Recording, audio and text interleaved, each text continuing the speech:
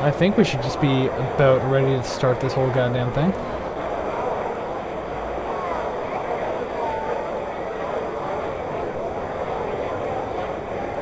Just finish it, setting up all my windows and shit over here. And we should be good. And also should allow time for people to show up. I didn't even bring my alcohol with me.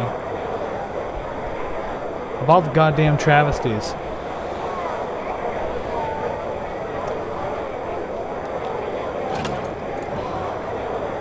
So yeah, I'm just gonna give a second for the everything in the stream to get out there, so people know what's up. Everything's running good. Everything looks good. Whole new format of streaming. My excessive Derp shirt sucks. It didn't even show up in this thing. I was gonna say I put my hand behind it, but it doesn't matter anymore. It doesn't work that way.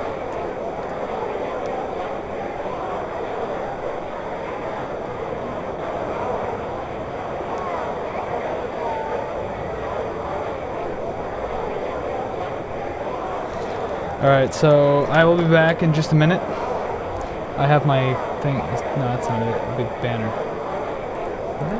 No, that's not it either. Which one is it? Oh, break time. The one that literally says break time. Okay, I'll be back in a second. I'm just gonna get my alcohol and we will start.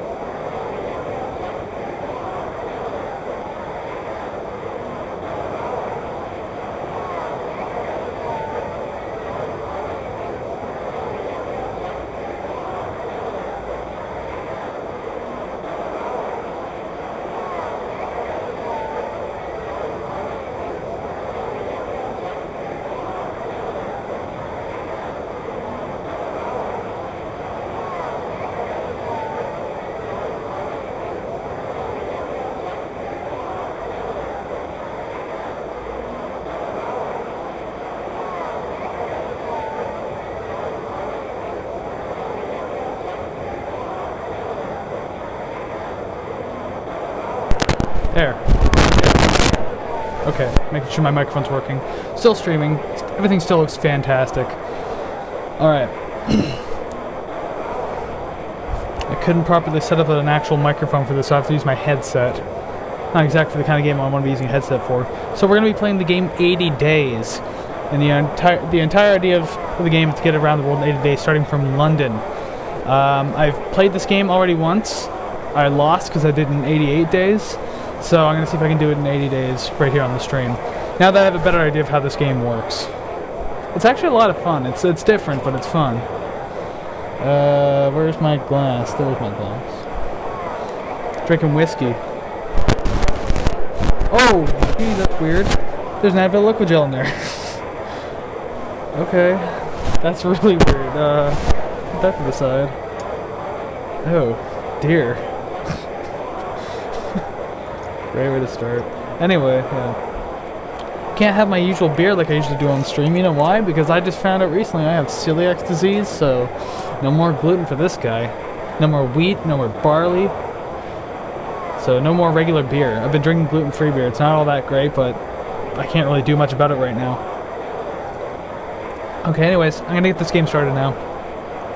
This game, I believe, takes about 3.5 hours to finish if you're lucky. There's gonna be a lot of reading too. Words I can't fully pronounce either. Actually, wait, just before we start, I should actually be making sure that this has gone out live on Twitter. I want to make sure that the message is out. The first live stream of 2018.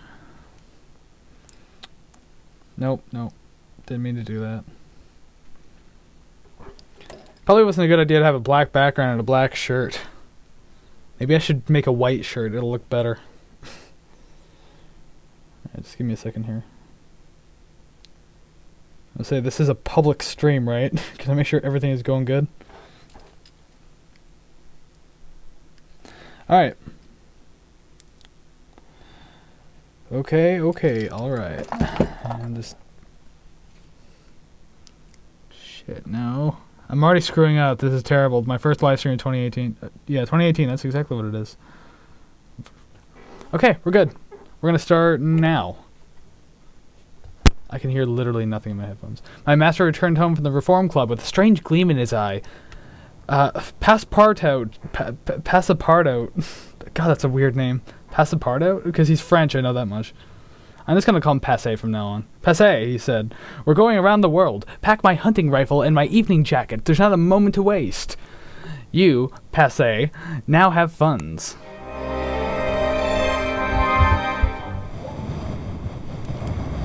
Quickly, Passe. Collect our things and we'll be off. Okay. Yeah, I don't really have a lot of time. So you want a rifle for some reason. Probably shouldn't be traveling with that in your evening jacket. Really, though? But the European timetables are a good thing. Okay, you know what? I'm not going to bring the rifle. Fuck what he says. I'm going to bring the timetable because it's way, way more important. I've learned that through playing already. So, yeah.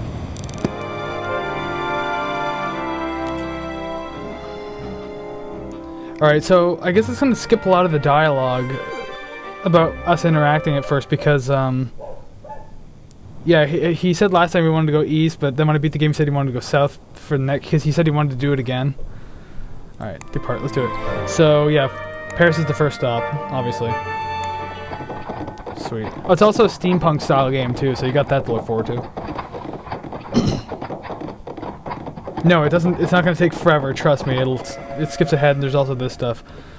We let the board the 825. What? 825 from Charing Cross as the final whistle shrieked its warning. Our journey had begun. Wow, I'm already having a problem reading. I am on fine form, but we must make haste. Yes, we do. Greetings, Monsieur Vernet. Passe, did you say your name was? What a curious... Oh yeah, this is where I have to ask him about shit anyways.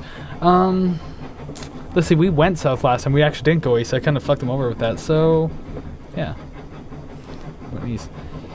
You mentioned trains. I've been told one can travel aboard the Trans-Siberian Express. Yeah, that's one I tried to do a lot of through my first playthrough. What about Rome? Can you go around the world going just south, maybe? Like, you don't have to go east or west, do you? I mean, I don't know.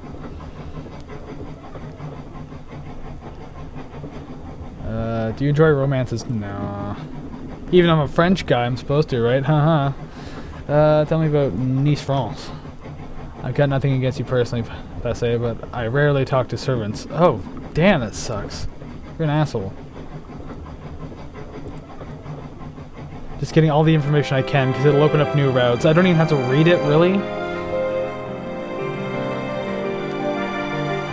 Some of these routes really fuck you over, though. Like, they seem good and convenient. I didn't get to do that one last time, but I have a bad feeling about that one, because it's way too convenient. And I also have a feeling I know where I don't want to go. Anywhere near fucking South Korea. Let's see here. Extended and plunge. Oh yeah, it's I forgot. I already said it was the it's steampunk. And plunged directly into the channel. Monsieur Fogg made no remark as the dark water pressed against our windows. I thought it so marvelous at the time, but how many marvels were still to come? And I can fast forward a little more if I want to. Oh, I guess I can. We splashed up onto the rails at Calais and closed the remaining miles to Paris Gare du Nord quickly. I'm not good at accents or reading other languages, so I'm probably going to butcher a lot of shit here. According to today's paper, Monsieur Fogg remarked, the Orient Express now runs as far as Bucharest? Again, gonna butcher a lot of shit, especially because I'm in the whole Eurasia thing going on now. Seems to be no departures today. We should explore a little. Absolutely. What time is it? Yeah, I'll have time to go to the market. That's fine. I kind of want to go up to Amsterdam this time. We didn't do that last time because I was so obsessed with just going a certain way. The Exposition Universelle sprawled over the grounds of the purpose-built Palais du Champ de Mars. Hot air balloons sailed gently across the sky, and the powdery light of the Yablokov candles gleamed invitingly. Let's see here. I was flooded by the memories of the siege of Paris. I suppressed my memories of the siege and visit the exposition. Let's suppress the memories and let's explore a little bit. Head towards the red and purple tents. I took a stroll down the Avenue of Nations. I went west towards the airship hangar. Yeah, let's see if I can get into the airship hangar this time. Last time I couldn't, so I think it'd be a little more interesting if I did. What the hell's that? Oh, okay. I inquired... Okay, wait. I went westward to the airship hangar as I passed a booth with a husband and wife pair sailing a panoramic hot air balloon rides eager to tourists. The hangar was crowded with airships. We're not tourists, we're trying to travel. And by the way, too, I'm going to try to go about this and not give too many spoilers about the game, because it's very fun. But although this playthrough is kind of a spoiler, but from what I've already experienced, I'm going to not spoil it. Crowded with airships and flying vehicles of all shapes and sizes, attended by sharp-eyed crews from all over the world, and my eye was immediately caught by...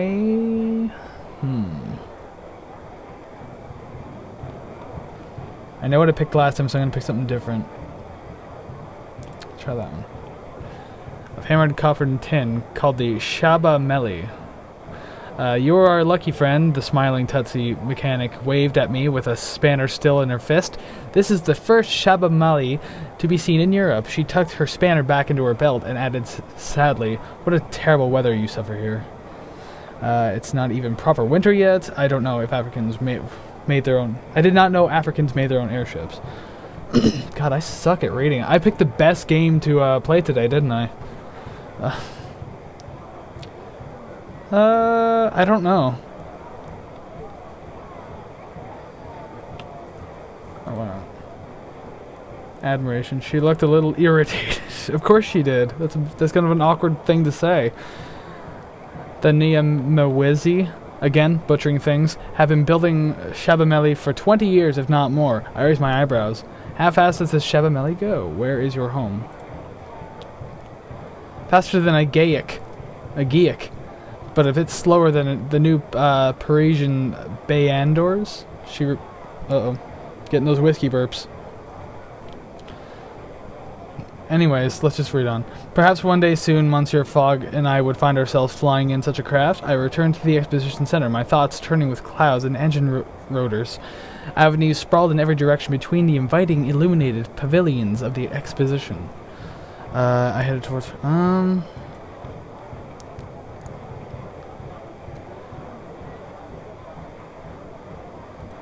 Sure.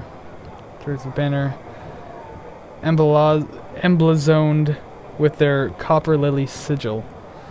A steam-powered automated orchestra played gleaming brass instruments. It had the most incredible display of machines. Let's go with the instruments. Music! Well, mechanical sommelier popped the cork from the champagne bottle and poured out bubbling over glasses for passing tourists. One of the artificers was explaining the guild's credo to the group. Had his hands deep inside a human-shaped animation. Let's just go with this one. The copper lily stamp for the guild is an assurance of safety and quality, the artificer said, before pausing to gently discourage a curious toddler's ambitions of flight. We build and maintain everything from children's toys, she gestured to a nearby clockwork monkey, which was enthusiastically banging a pair of cymbals, to airship engines and even mechanical workers. I was going to say wonders. Let's see here. Mechanical delay could not replace a human one. Oh, we're going to get into that territory, are we? Man versus machine. I leaned closer and remained silent. I slipped away from you. Let's just keep listening. I probably should have went with the first option, though. I feel like I should have. An automated worker will never tire or feel hunger or thirst. It can function happily under the hot glare of the sun. It will not get phossy jaw or cotton lung if it works in a factory. But can it feel loyalty and satisfaction, says the fucking servant to me. Surely anonymous is an expensive...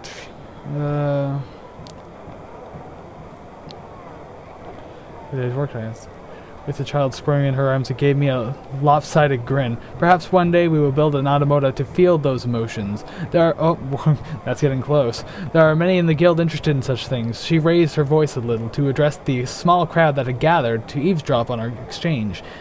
The Artificers Guild operates across the boards of nation, caste, and creed. Caste and creed? In which countries? All of them, she replied. Pleased at the question.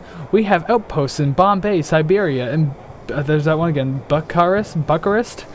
In every corner of the earth. She turned back to the children. When we became artificers, we give up our personal loyalties and swear to use our skills only for peaceful aims. The artificial continued. The cleverest engineers and inventors all working together to shape a better future for all the world. I clapped along with the rest of the crowd. Let's go along with it. The artificer caught my sleeve as the crowd dispersed. How was my speech? I rehearsed it all night. Was it too much?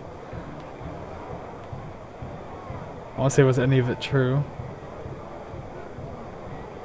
Whatever. I want to try to get me into a plane. A bright, grateful grin as I returned to the central square, stopping here and there to gaze at the wonders of the exposition. Crowds and tourists jostled and heaved past, their eyes wide with wonder. I took a stroll down the Avenue of Nations. Yeah, let's keep going, because I mean, like, I got nothing else to do today, right?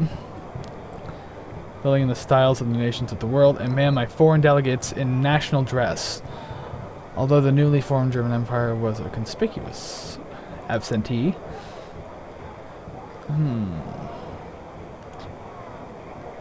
Whatever. The most eclectic sight. The Austro-Hungarian delegation was being harangued? Whatever. I suck at reading. The Zulu Federation had built a replica village. Whatever that one, because I don't know what that word is. Who looked at me like a farm boy from province. The artificer was pointing at one of the soldiers guarding the doorway and shouting in terrible German. Verboten. I peered at this. Oh, verboten. I peered at this soldier. What's the matter here? And he rounded on me. These Austro-Hungarians, he raged in peasant accented French. How dare they? What do they dare? That sounds like a smart-ass answer. I kind of like that. Every nation has the right to be here. I mean, the first one still feels like an innocent enough answer, because it's like, well, why are you mad? But I have a feeling if I chose that one, it's going to be like, oh yeah, fuck those guys. I'm going to choose anyways, because I have innocent intentions behind it. The artificer pointed. That! The soldier by the stand moved suddenly with a mechanical judder, and I realized he was no man at all, but rather an automation, with an enamel-painted uniform and pewter face. The artificer cursed. These Austro-Hungarians have brought their automated soldiers to Paris, even though war machines are expressly forbidden by the guild. Who knows what danger they might represent? I turned away hurriedly, my feet were tiring, and the hour was growing late. Monsieur Fogg, who was eating a meal of plain boiled beef à la glaze. Okay. Did you enjoy the exposition? My master inquired diffidently. As though I had been out visiting an age and preferred a hearty meal in an English newspaper. All the wonders the modern world had to offer. Nothing else could possibly impress me now. We are unspeakably lucky to live in such an age of innovation. Will we travel by airship, do you suppose? I think highly likely, he replied. They are expensive but extremely fast. I dreamed that night of mechanical wonders and automations with beautiful enameled faces, knowing little of the strange inventions and stranger peoples. I would soon encounter my journey all around the world. I'm a dependable character. Good.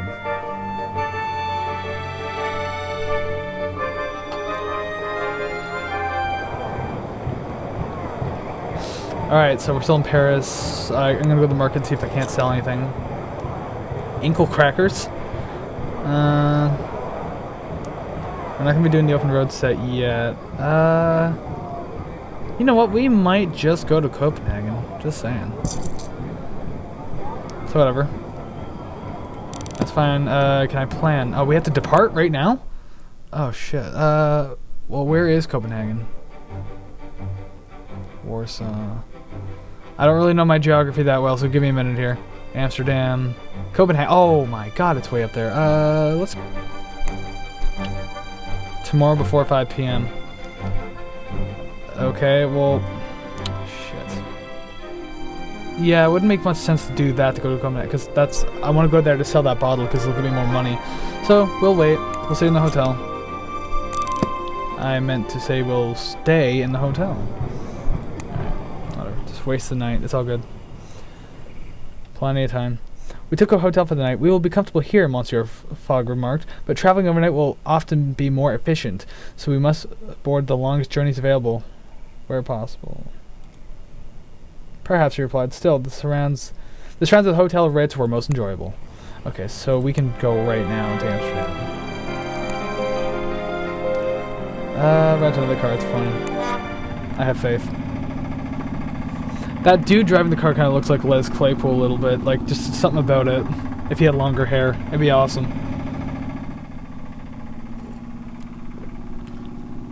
Okay, we found a member of the Coachmakers Guild to carry us to Amsterdam. She loaded the cases onto the back, stoked the boiler, and took off at high speed along the coastal road, swerving around each corner with considerable skill and, I think, a touch of showmanship. Let's say that. I clung on tight. This would be a terrific ride. My character's now courageous.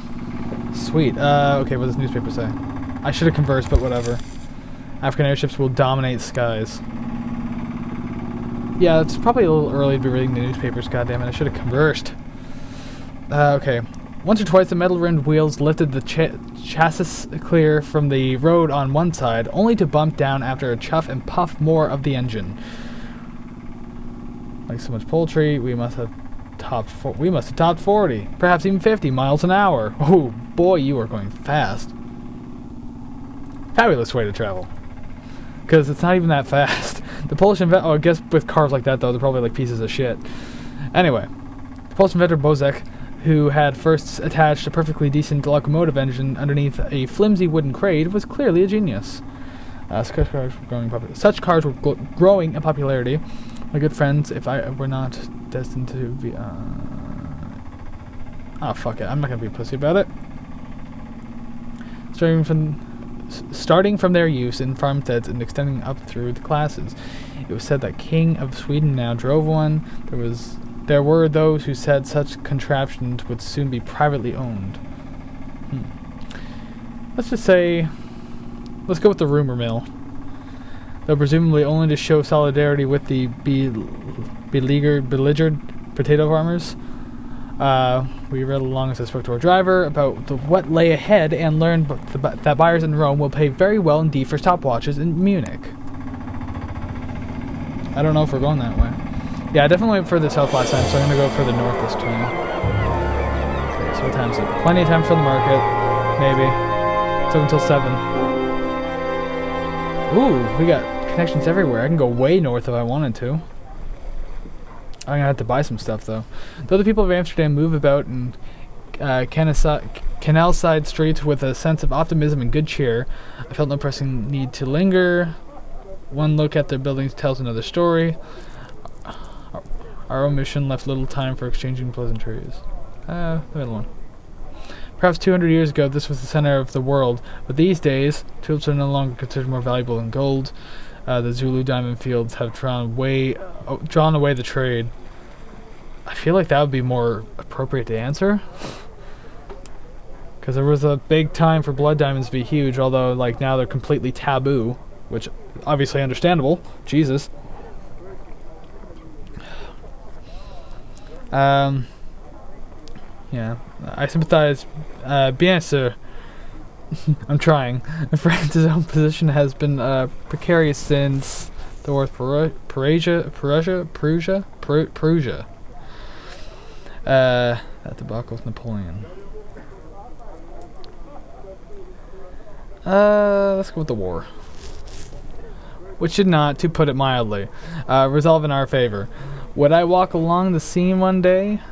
I don't know. Thinking back to our days of lost glory, I approached a street peddler. I did not think I would find help. Whatever. For advice, who greeted me cheerfully, smiled beneath a caterpillar-like mustache. We're going around the world. Okay. What is the cheapest way out of the city? What is the fastest way from here? God, that's such a dick. They're kind of both dick things to say. He mused. Most likely the hydrofoil heading north to Norway. Oh, so I am going to be going north, he shrugged. It's fine enough if you don't mind being jolted about. Is Norway worth visiting? He shrugged and made a vague gesture. I hear the Norwegians are moving around underground. Who knows? They have strange ways over there. There was, of course, the route following the canals south. And in particular the route towards the Rhine, though I fear that to end up in Munich after nearly a week of travel would hardly please my hard-driving master. So many choices. All that remained was to choose how to best depart. Fair enough. Okay, so let's go in the market and see what we can get. Because we're going to be going north, so we're definitely going to have to, like, try to do what we can.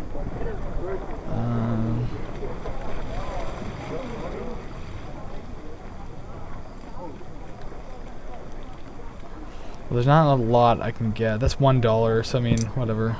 Oh, I think it's $1 for every day, I guess? It's what the 230D means? I don't actually even know. I don't think we're going to Greece. We're going pretty far north, so I'm gonna go ahead and not do that. Let's get that because that's actually a good thing to have. I will say that right now. That's fine. So, let's plan. We can go to Copenhagen. So I think something I have is good for Copenhagen, isn't it? Oh, that wine. That's actually going to give me a lot of money. So yeah, we'll go there, arrive Saturday. Tomorrow at 8 a.m. But then my question from there is, where else would... Because I could only hope we go to Stockholm that way. Because then it would feel like a waste to go back down to Berlin. Because you go up and down, I'd just keep going up and just go this way. And then go down to Moscow. I'd be fine with that. Okay, yeah, we'll go to Copenhagen. Like, I mean... Yeah, I'm not gonna sail yet. Let's just go to Copenhagen. We'll wait. Plus it gives my master time to rest. Okay, hotel.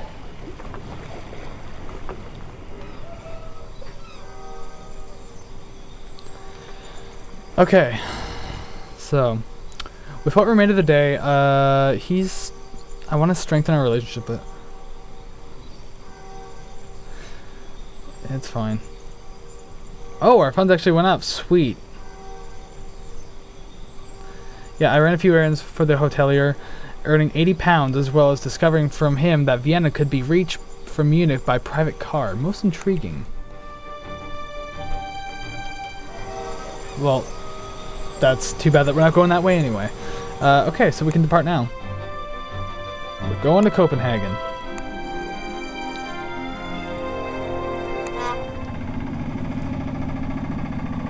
I have like no supplies to help my master either, because like you have to buy supplies that like go with which traveling that you're doing, and I don't have the open road set, so oh well. Our next leg was another short trip in a car. I bounded in, eager to get started. We hired the same driver as before. You two, she exclaimed. Get in! Okay, converse. Greetings, driver. I cannot drive well if you are talking to me. Oh, shit. Tell me about Copenhagen anyways. My mother used to work aboard the airship Northern Lights from Copenhagen to Christiania. Okay, that's not bad. I'm not going to Baghdad. That's going further south. Shit. Okay, just tell me about all the paths you know. Warsaw. Just tell me everything. See, at least I opened up some shit, but oh, I didn't give me to Stockholm. I might have to go up to Christiania then. Whoa. Last Monday. Got some thinking to do. As we departed Amsterdam for Denmark, I begged Monsieur Fogg to allow me to turn at the wheel. He looked to our driver, who smiled and happily moved to one side. The wheel beneath my hands was like nothing I'd ever experienced before. Almost an electrical sensation. Such a responsibility. Yeah, let's go with exciting. As the thunderstorms rippled inside the wood itself, the mechanism of the car, I drove by sheer instinct. Let's go by instinct. Right, without thought of the mechanisms involved. That, presumably, is how we came a cropper. What? I'd assumed the car would start as normal. I confess, I drove like a loon. Oh man, I made his health go down a lot by doing that. My Gaelic blood would have boiled as it was ever so lightly spilt. Far worse was the expression on my master's face. Hours later, the car was fixed. Oh yeah, we've wasted some time. Shit. Oh, bud, you need to learn to calm down. Here, I'll attend to you. I hardly trust you to attend my person. Damn, dude. The life of a servant is shit, man. Absolute shit. Anyways, we made good progress in the car, but not good enough to recover our lost time. Toot, my friends, toot. Is that like a way of saying shit? Anyway. So, our driver asked quite suddenly, after a full day and a half of silence, why are you going to Copenhagen anyway? No, we're not going to the Black Sea, we're going northern to Europe. Then perhaps to Russia. The driver looked puzzled. Going north, I can understand, she replied, but if you're going to Russia, the trans from Warsaw is much faster than the ferries. That's the extent of our discussion. She returned to driving, and I to watching the world slip by. It's just written in such a way I'm not used to reading, so sometimes it's a little hard to read. Oh my god, he went down a lot in that. Here. I feel a little better of your attentions. Yeah, asshole. The road swept beneath our feet like a dogged gardener. Finally, we came upon sight of tiled roofs, the harbor, and the smell of herring. We had arrived in Copenhagen. Well now, the journey is proving more tiring than I expected. Yeah, probably. You look a little bit like shit now, being at 77 health. Wow, I didn't have him down that far last time we played. Jeez. Anyway, this will sell well. I don't know if we're going there. Okay, open road. I should take that.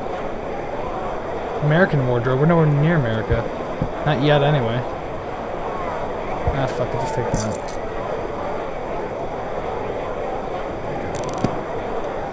Explore. Oh! Stockholm! Oh, there's no ferries. Oh, shit. Okay, whatever. God, I have such an itchy finger. I have eczema, and it's especially bad today. I put cream on it twice, and it's still itchy as shit. Anyways, Copenhagen had spilled out of its old fortifications in the last few years. New homes were built overlooking the gleaming lakes, and the glaciers all flattened to provide foundations for new development. We had a few hours to spare, so I paid, let's see. So I paid a visit to Amalienborg Palace. Let's go to the district. In the famous Tivoli Gardens, when we observed a group of young men and women pushing a mix of penny farthings and older rusted bone shakers in the direction of a church. This is a most strange religious observation. I raced after one and caught her by the arm. Whatever. Do the Danish celebrate inventors as holy men? My master's usually cool eyes had warmed with interest. He possessed a huntsman instincts for the smallest whiff of the elusive creature known as a wager. The youths rode into the archway of the tall tower rising up behind the church. Let's see, they will have a long way to carry their bicycles. We followed them intrigued. The look of my master's eye filled me with foreboding. Whatever, we're exploring, doesn't really matter. My master seemed particularly excited. If his hurried step was any indication, I believe Passé, I remember I'm calling him Passé, that tower has a ramp in place of a staircase, and these youngsters intend to cycle to the top. Damn. We have no time for such an event. Oh man, I don't want to waste money. Thought made me shiver. Vertiginously. Wow, I've never even heard of that word. Vertiginously high, and the slope, which we could now see, was unforgivingly steep and dimly lit. Monsieur Fogg stepped forward. Excuse me, gentlemen. May I present one more competitor for your race? Oh.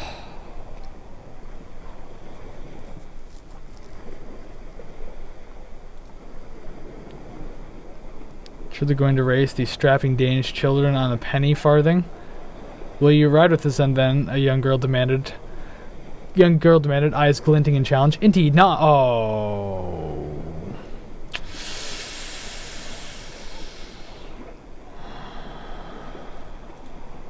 I don't know. I complained. This is a mere trifle, he said dismissively. This is outside my duties. Very well then. I sighed, knowing when I was beaten. One of the ladies gave me the loan of her penny farthing, with a strict instruction not to injure her precious darling. His name is... Oh, I'm not even... Frithjof, I'm gonna guess? It's because the J is like a ya, Y? I don't really know the dialect. She said, and he has the best bicycle in all of Copenhagen. I examined the bike, or the person, whatever. I feigned an injury. Advice. Go fast, he says solemnly. Merde. I was hoisted up onto the tiny saddle above the enormous spindly wheel. A little pistol was fired, and then we were off. My friends, the acting of riding at the tail makes my legs weak and tremble, makes me wheeze and sweat. Feel alive, why not? Let's feel alive. We pedaled like demons, each turn of the wheel throwing us screeching halfway around the curve of the tower. Our shouts echoed between the walls, mingling with the crash and chains and gears of the infernal machines on which we rode. Needless to say, I did not win. I'm rather proud to say I did not lose. Come on, let's go power. But came somewhere in the middle of the pack. There you go. Collapsing on a breathless purple-pink heap the moment I made it to the top. The girl who loaned me her bike seized it back, muttering, "Poor Frithjof," I guess, as she checked it for any injury. My master handed over the sum he had bet with good grace, and clapped me on the shoulder. Well played. Thank you, Monsieur. I tried my hardest. He nodded with great sincerity, as I observed. We sat and recuperated at the top of the round tower, watching as the column of black smoke rose from a nearby square. I pointed out to the muscular victor of our race, the other velocipidists seemed thoroughly untroubled. Okay. So I just make sure my stream's still good over here. We're good. Sweet. Alright.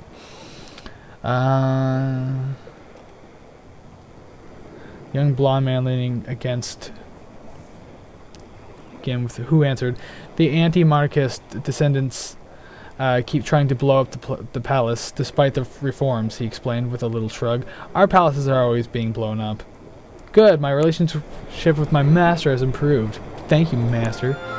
So, yeah, I guess we're going to Stockholm. Negotiate. Tomorrow? Leaves at 11 a.m.? We'll do. We'll do that. We'll do that for sure. So, back to Copenhagen. So that means we're just gonna sleep. You need to rest, dude.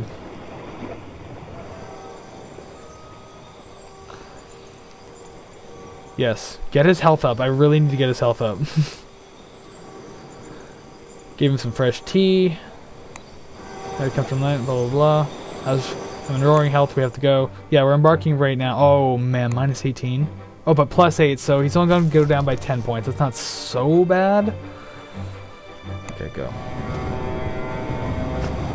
Hurrien fire. Oh god, these names are gonna kill me. The ferry from Copenhagen left promptly, but never accelerated too much of a convincing top speed. I could see Monsieur Fogg's impatience. Never mind my master's impatience. Well, I was happy to relax. Gotta help him out, right? From the way he lifted his eyes from the ledger every few minutes. Here, it'll help. A shaped mustache. Excellent. It's a good thing I bought that kit, goddammit. He would hate me right now.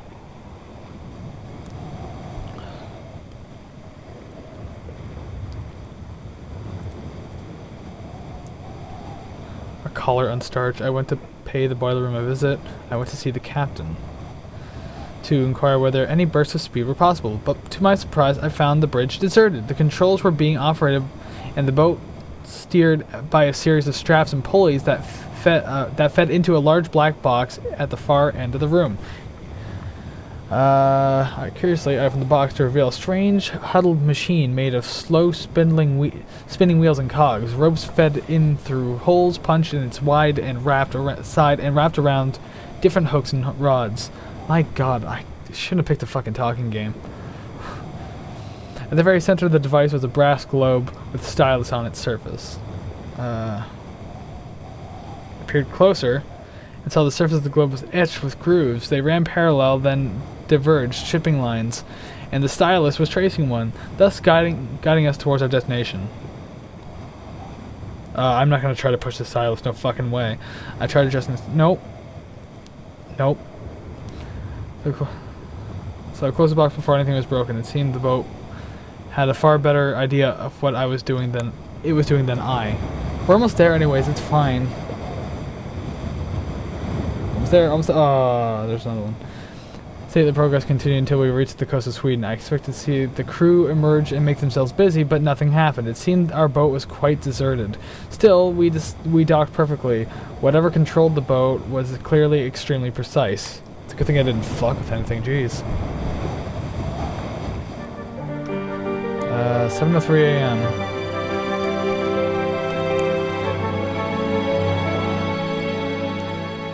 Ooh, there we go. Yeah, I'm probably going to end up in St. Petersburg, I have a feeling. We met a middle-aged Swede by the name of Sven, who offered to show us around during the day. The city was undergoing vast development everywhere we looked. New land was being dredged from the water, great monstrous machines moved the very earth. I like the idea of Colossus. Made of granite slabs, rose like Egyptian temple blocks by block. Almost as we watched. I gotta burp for a second. Okay, we're good now. I hope that one didn't get on. You must be. We're building the future here in Sweden. We are very advanced, Sven told me. Do you have any good transportation? I asked on behalf of my master, who would never, of course, lower himself to ask the question directly. Fucking asshole. The best, he replied, but specifics were somewhat harder to come by. I asked about Russia. Our northerly route was destined to come across the Tsar's borders soon. Sven looked thoughtful. Russia is not a very happy place, he remarked, though getting him to say more than that was impossible. We took our leave of him and seemed almost sorry to see us go. I suspect he was a lonely soul. I feel bad. Anyways, let's see what we can do. Arrives tomorrow at 8 a.m. Okay, good. That's time. That's plenty of time. Back to Stockholm. Back to Stockholm. So let's go to the markets and see what we do.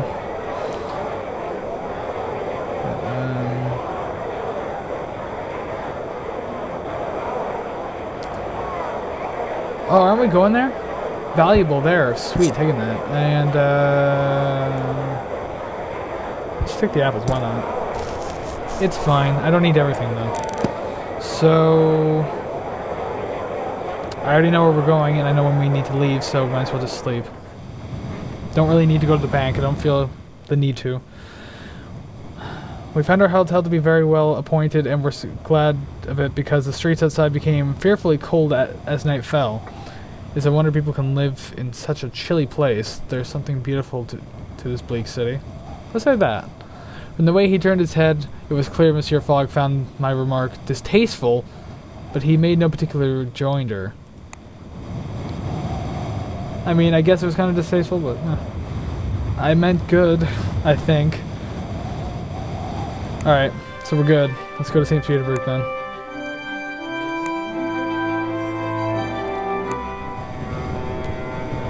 It won't take me down too far, and I can just attend to him when I have to.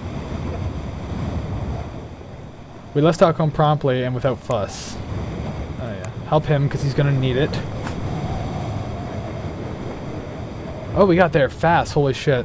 The ferry left Stockholm's terminal and cut on out into the Baltic Sea for the short crossing to Helsinki. There you go. I feasted on herring and small battered fish. I leaned out over the rail and watched a few other battles. Let's eat. while Monsieur Fogg studied a Russian newspaper he found in the crew quarters. I do not think he could understand a word of it, but the pictures appeared to entertain him. We docked in Helsinki in the early evening, and I persuaded Mr. Fogg that we should disembark to unload a few passengers. Yeah, we're not disembarking. We are staying the course. I just once we get to St. Petersburg, though, I have to find a way to Moscow. I don't think it'll be that hard, but I have to make sure it happens. And take it on a small group of soldiers for the final leg of our trip to St. Petersburg. And yes, we're there. Okay, good.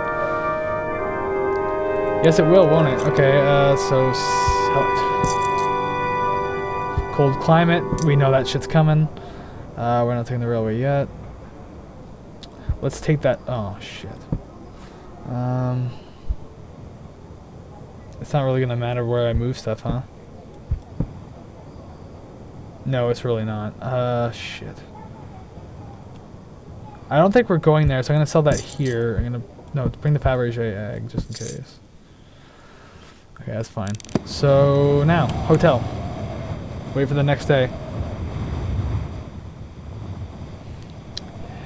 Nevsky Prospect, immortalized by Dostoevsky and Gogol, would have been unrecognizable to those venerable writers. Imperial soldiers filled the streets of Galitzin. Oh my god, these names. Enormous black iron hydraulic walkers. They were battling rioting peasants. We stayed boldly and decisively away. Yeah, we don't want to get hurt. Well healed.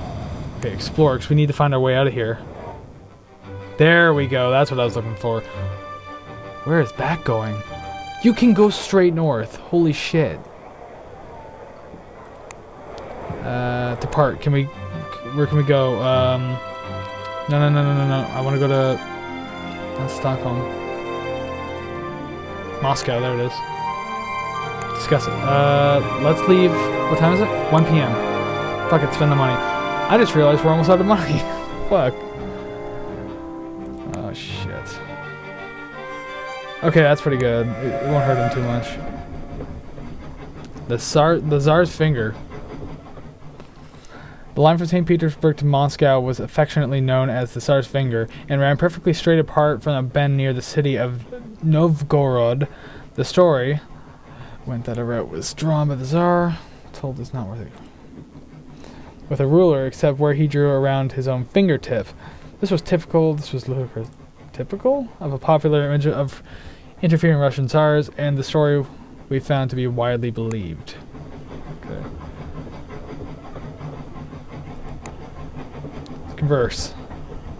Yeah, I see your ticket. Let's see here. I need to... Tell me how to get everywhere.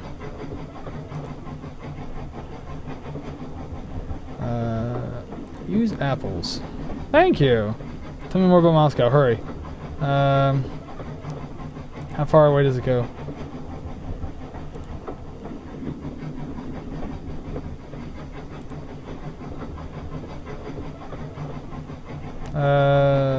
It's Beijing. Talk a lot, don't I? I need to get information here. I'm traveling.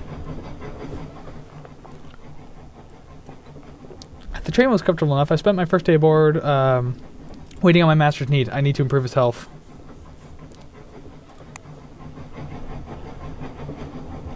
Because he's going to go back down again. I know he is, so there you go. Oh, fuck off. I just realized that banner was still up. Oh my god, I'm so sorry.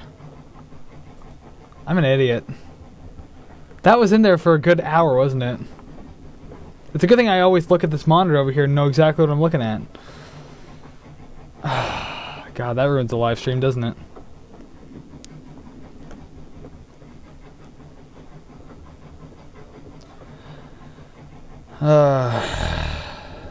God, that's bothering me now. That's stupid. The train was stopped twice before reaching Moscow. The first time it was searched for artificers' equipment, and the second time they searched for weaponry. It seems Russians do not take risks. Seems like Russian police like to police. Let's say they don't take risks. or else they simply like to keep their people under their thumb. Unfortunately, one of their other passengers decided to put up a fight, insisting they would not open their suitcase. A standoff commenced.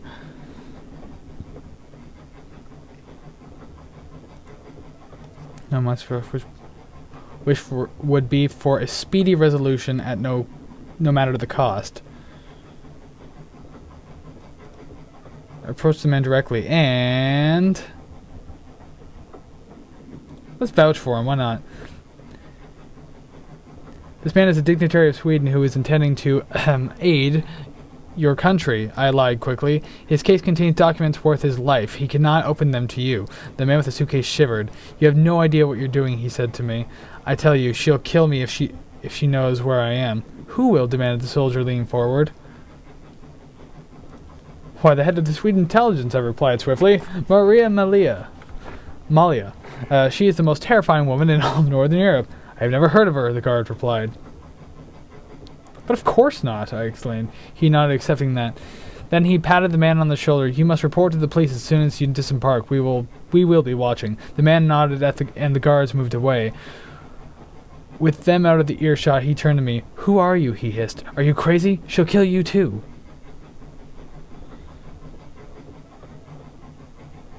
Who? I demanded. Madame Volkova, he replied, and she would kill everyone on this train for what I am carrying here. Then guard it safely. I'm not going to ask questions. Wishing him luck. Sighing, he sat down, case on his lap. The train rolled and we disembarked. I did not see the man with the case again. Maybe I should have gone for adventure, but I didn't. Okay, we're in Moscow. What time is it?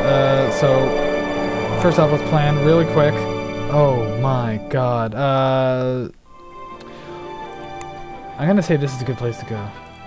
2 days. $700 for tomorrow. My god, I'm spending way too much money. Okay, wait, no, go back to Moscow, quick. I need to explore and go to the market. It's not gonna happen though, is it? Explore. Oh no, it's definitely not gonna happen.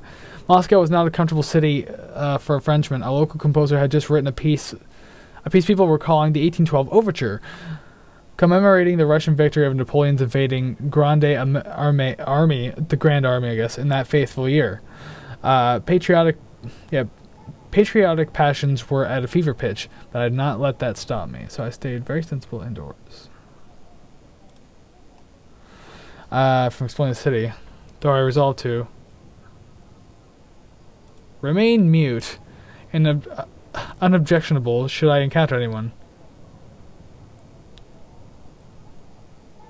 Traverse the city on foot, keeping out of sight of the patrols of uniformed policemen and Cossack troops mounted on black mechanical steeds. I ventured away from the wide boulevards and the eclectic architecture of another name, Verskaya. I'm assuming the T is silent.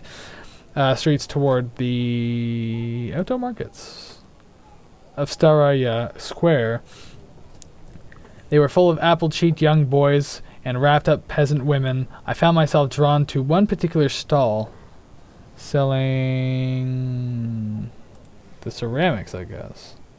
Zell ceramics, painted in distinctive blue and white. I purchased a plate of for Agina. I purchased a plate for Agina. I declined to acquire any. Yeah, sure, why not? My funds have gone down a touch. Shit. Well, I already know where we're going, so we gotta wait anyway. Before retiring, explore a little. Having my pocket picked to the tune of 27 pounds. Oh, piss. Can you manage another case? Can't you, passe? Yeah, sure, why not, master? Okay, I need to do this quick. Come on, I need that market to open, like, right now. What do you got? What do you got? What do you got? What do you got? No, I don't think we're gonna need the Caribbean. Oh, we're going there. Just in case we're on the railway. Go on the other one. And that should be okay. Close it, close it. We need to go now. And that's where we're going. Minus 50 fucking 6. Oh my god, I just realized how expensive that was. Okay. I got an idea then. Opens Monday. Oh, tits. Is that gonna cost us too much? 650. Okay, let's go. Let's do it. As long as we can keep moving for now, that's all I really give a shit about. I'll deal with money when we get to the next city. We'll spend like a couple of days in the next city so I can go to the bank. The bell in the whitewashed Moscow station gave its third and final clang, and the platform erupted into frenzy. Rough-shelled peasant woman, convicts and prison guards, we boarded calmly. Say that. Wept freely as they kissed their emigrating sons and daughters goodbye, while businessmen and prospects in small fur-trimmed coats slipped money to the provodniks to secure their compartments. I did the same. Cool. Tell me everything. Okay, so...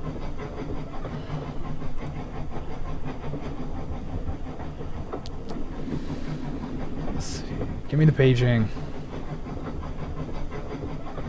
Cool, so Beijing to... say Canton?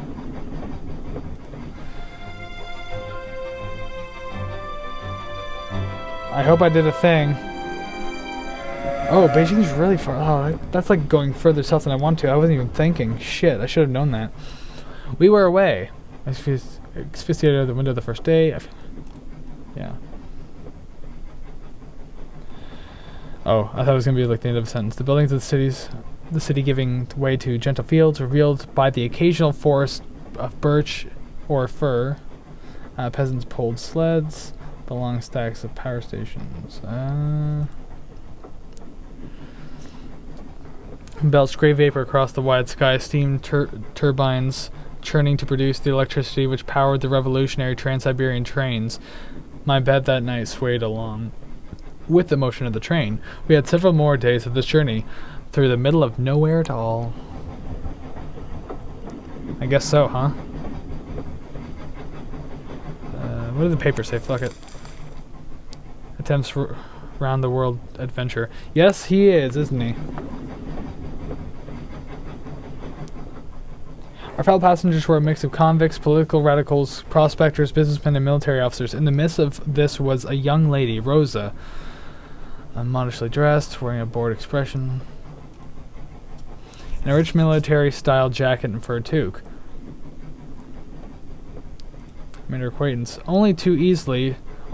She was desperate for a sympathetic ear and told me her great secret. She had fallen in love with a peasant boy in 4th class called Yek, or whatever, by which I understood that they had shared a glance of extreme passion in the baggage car. Ah, to be so young again. Utter foolishness. Let's just say the young again. I resolved to keep my eye on their burgeoning locomotive romance. Whatever. We crossed the Volga into the early afternoon, crawling slowly over a bridge perched on high stone pillars. The devout Russian stood. It was a muddy, sluggish river. Whatever. And crossed themselves while looking out over the water. I could just hear the lilting, rhythmic, oar-beating songs of the Volga boatmen over the whistle of steamboats. Slowly but surely, I'm learning how to read. Wait, he needs more. He needs more. There.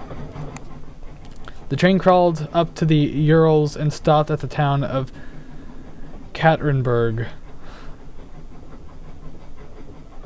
Yeah, we disembarked. The train blew its whistle and faded away out of sight. Good, we're here. So, I do need to sell shit though, like I really do. We're not there yet, so I can't sell that. It's $140 here. God damn it. Yeah, you know what? We're gonna spend a little bit of time here. I think we're gonna have to. So Here, this will help my master for sure. I'm gonna have to start selling some of this shit.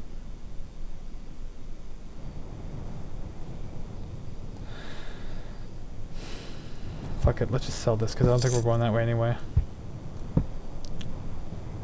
Okay. Now... Ah, shit, the bank closed. 12 p.m.? Man, we're gonna be here for a couple of days. Actually, we're probably gonna be here for like quite a few days, to be absolutely honest, because getting a bank loan and such takes time. It takes a long time. This was a grand city of the north and a hive of industrial activity. Freight trains and wagons rolled in and out of at all hours, carrying all manner of steam. This and electro loop that heading east and west along Russia's Great Back. However, for our purposes, there was only one train. Given the city's size, I could not believe the train Siberian was the only connection. So I determined to find something else to offer my master as an alternative. I began my search at an open area at the southeast, which I reasoned might be an airfield, and it was, but a military one. Can you give me one good reason why I should allow you to fly with us? When the pertinent line of questioning. Perhaps I can convince you. Oh no, stop using your wallet. There's no sympathetic. I was marched out of the field at gunpoint. Shit. Find travelers there. The locals treated me like a curious thing found on the bottom of a shoe, and I learned essentially nothing. Fuck. By now it was growing late, so I returned to Monsieur Fogg. My master had passed the hour sipping on a single cup of tea, which, it was clear from the look on his face, he had not enjoyed. Poor guy. So, I mean, my only other thing for me, like, I kind of want to stick to this route, and I know you can't really see my cursor, but I want to go further up north into Russia so I can, like, connect to Alaska. I feel like that'd be my easiest way. Oh, wait, I can literally only go to the North Pole. There's nothing in Alaska. Shit. Okay, well, I can't go to Vladivostok because that's like a military zone. They don't let you do anything. So I'm going to go to Karamsakya and go down to... I don't know, I wish I knew what Beijing connected to. Because Pyongyang, I know I can get to Yokohama. And then from there I can try to get to Honolulu.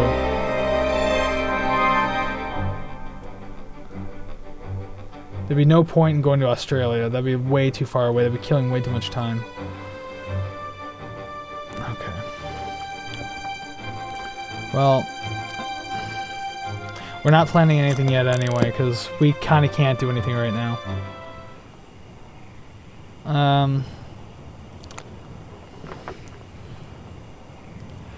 We're gonna be here for a little bit and settled in, and let's see. Strengthen slightly. Good. So I'm gonna skip some time. Go back to the market for a minute. Oh man, this sucks so much. Well, I'm not gonna be there, so I'm gonna sell that now.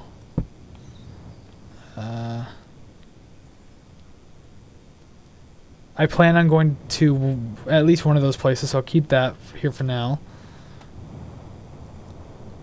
Train set's complete. The Western Star. Not going to Delhi. I don't really have anything else for the gentleman's wardrobe. Unless I do this. And we're not going to those places, that's fine. Is it 12 yet? No, it's not. Shit. Okay. There. Monsieur Fogg looked up his ledger. We are due a visit to the bank, I think. Passé. I regarded the bank as we entered. It was a small affair, but efficiently looked after, and we were quickly seen to. You wish to withdraw funds? We were told. I warn you, it may take some time.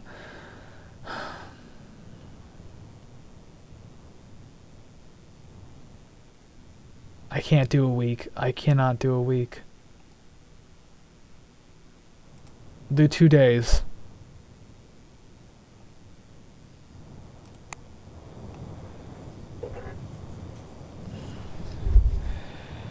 Okay. Well, just sleep.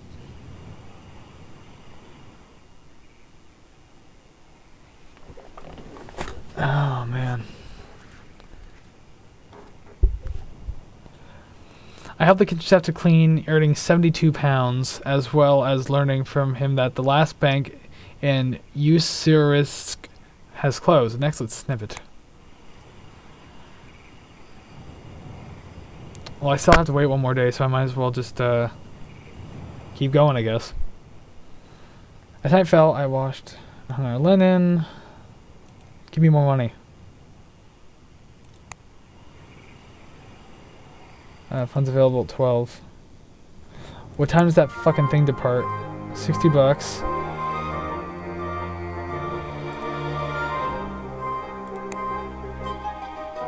11 a.m. Oh my god, we're gonna miss the train. God damn it. Whatever. I'm not too concerned at this point. Funds are ready. Good. Plan. So I need to know exactly what's happening here. 3 days. Oh man. There goes all my money. Tomorrow at noon. Okay, so that's one more day here. I should have just fucking tried to push to go there, but whatever. Doesn't really matter anyway. One more day of sleep. I'll tell the hotel staff again, I don't even care.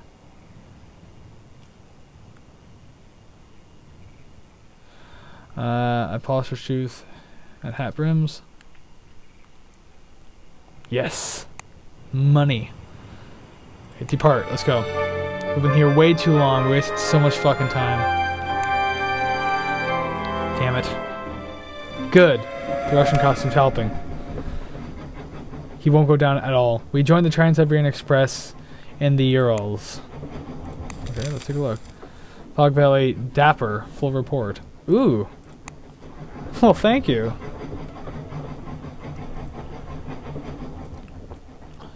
I settled Monsieur Fogg and let's explore the train. Ended up in a car filled with lively cavalry officers eating smoked fish and playing music. One of them enjoined me to play his balalayaka, a kind of triangular mandolin. I accepted eagerly and strummed a few notes to familiarize myself with the unaccustomed instrument. Once happy with this function, I played a familiar favorite. Yippee Addy, a song about a musical fellow named Herman von Bello who was possessed of a rather sizable cello. Our courses of yips and a's rather alarmed some of our fellow diners, and I was treated to some colorful local lyrical variations which cast a new light on Herr von Bello's prodigious talents. The officers were so pleased by my performance that they very generously made me a gift of that very same balalayeka. I cannot wait to play it from Monsieur Fogg. He probably won't give a shit though. That's a good price in Honolulu. That's all he gives a shit about. Okay, so this is where we're going. I know that for a fact.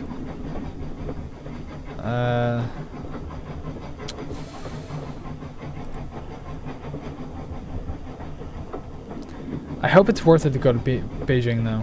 You mentioned trains. I've been told Chennai is connected to Dallas by rail, even though that doesn't really help me, but okay. I have no idea what that is.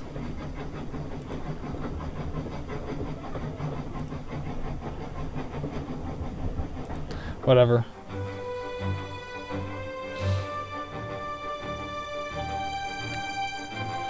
Okay, that's decent. That's okay, I guess.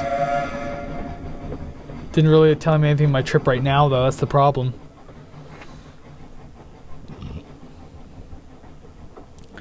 Time on board trains takes on a meditative quality. I danced like a Kazakh. Let's have fun. Having consumed an indiscreet quantity of vodka, the Kazakh soldiers cheered me on mercilessly and placed a fox fur cap on my head when I finally collapsed on the floor in exhaustion. I thanked them weakly, unable to muster any great reserves of courtesy. They laughed good-naturedly at my incapacity. You are an able dancer, Passe, they pronounced, and helped me back to my carriage with much ribald mockery. Whatever, at least I'm on the good side. Fog sighted on fine form. Good! That means I'm doing my job well.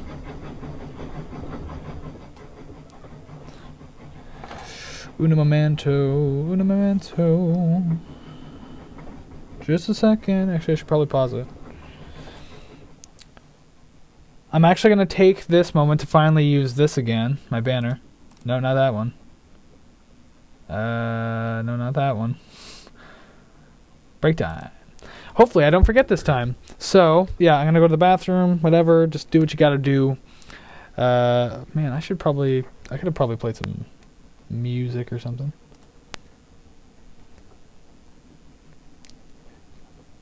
I'll play some music while I'm gone. How does that sound? You get libraries and you go to the... Oh shit, it's not even here. Where's my downloads folder? It's just suddenly not here. There it is. I don't know. One of these songs must be good.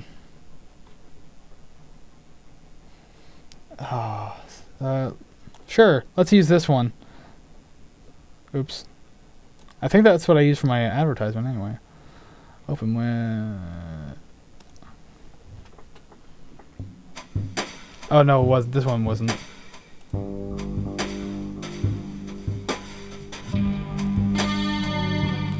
Alright, I'll be right back. Break time, everyone.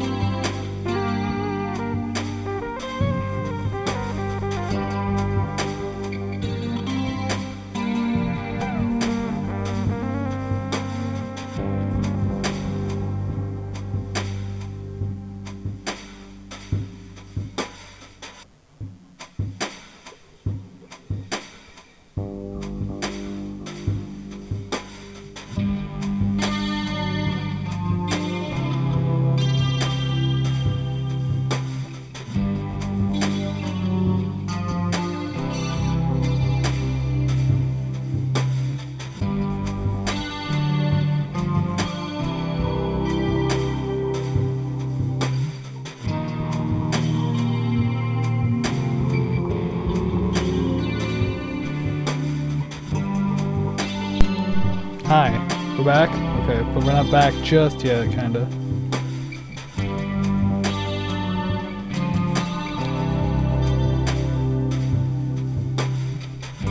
This is free music for me to use too. This is actually in like the YouTube Studio Creators app thing, so it's all good. I'm not like streaming this in a bad way or whatever.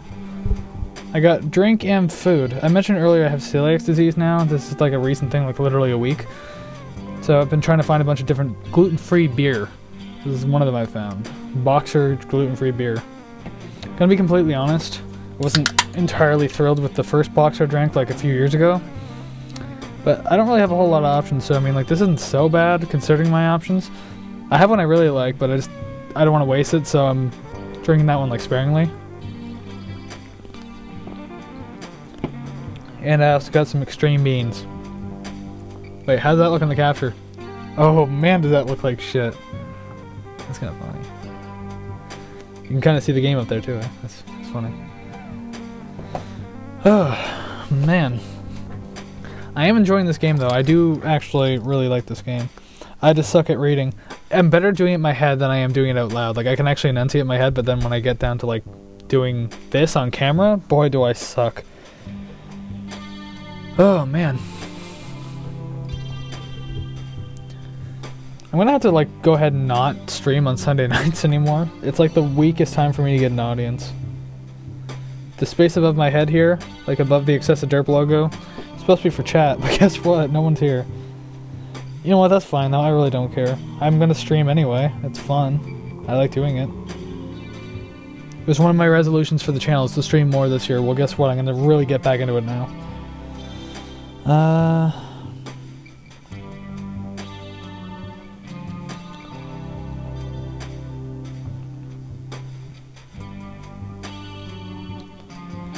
Just taking another couple minutes and then I'll get back into it just because, like, I don't know, like, I was playing for a good, like over an hour there for sure, or at least an hour.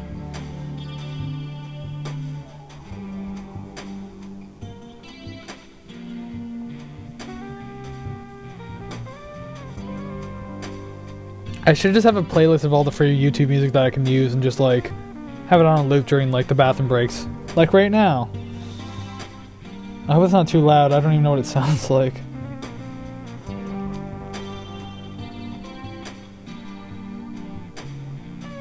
There. Oh wait, no, don't close that.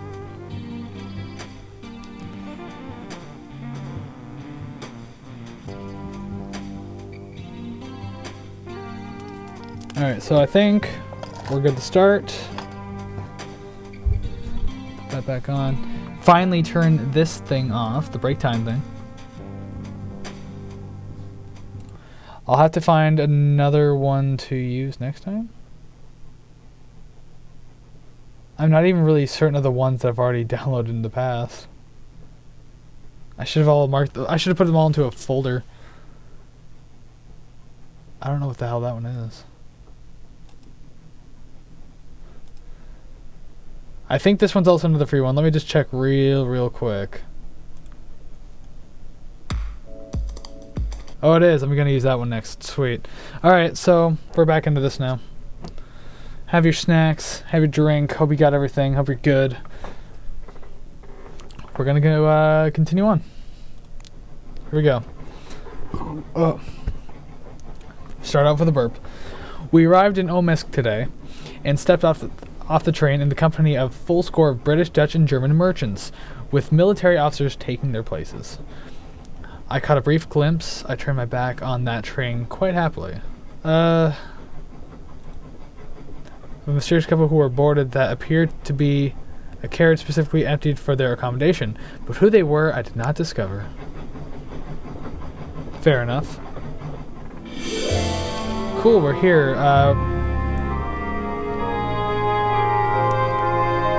Explore now. We'll plan in a bit.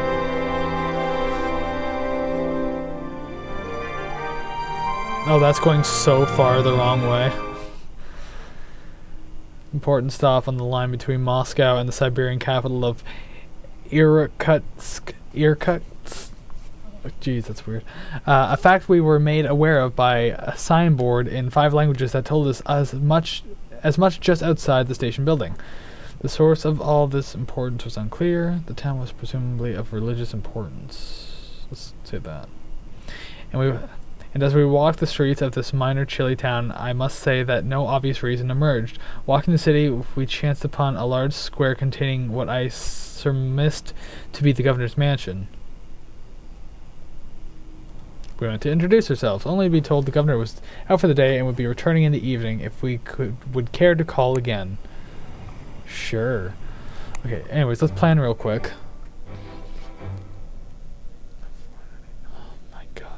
a lot of money. Tomorrow at 3 p.m. Okay, we'll do it. He's fine, but we're gonna need to sleep anyway.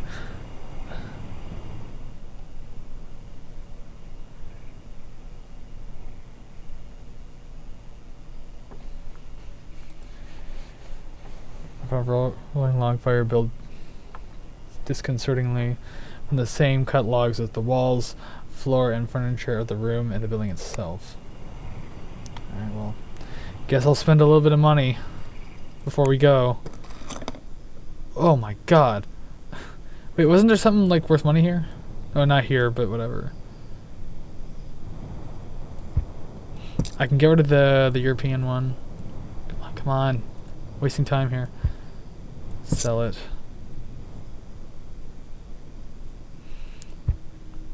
Cool. I have a couple things that are going to be worth money over there, right? Because it says valuable. Like, I'm willing to spend the money if I'm going to make it back. Because I think I'm going to. Anyways. Oh, new routes. Cool. But we're not going... That's so far out of the fucking way. It's cold. I would like to go down to Africa. Like, maybe next time, if I play this again, I'm going to go to, like, completely south. I'm just going to keep going. Depart. Okay, so... right there. Embark.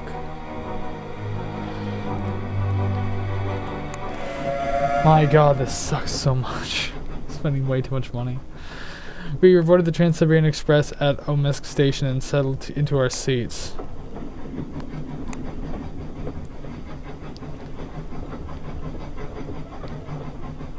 Let's see, what do you know about this place? And Beijing can be reached from that. Tell me about Beijing then.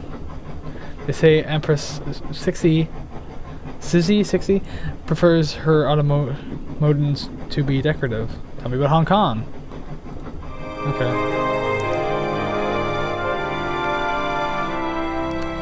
So, oh, I don't actually. Oh, I should go to that. I should go to that city though, man.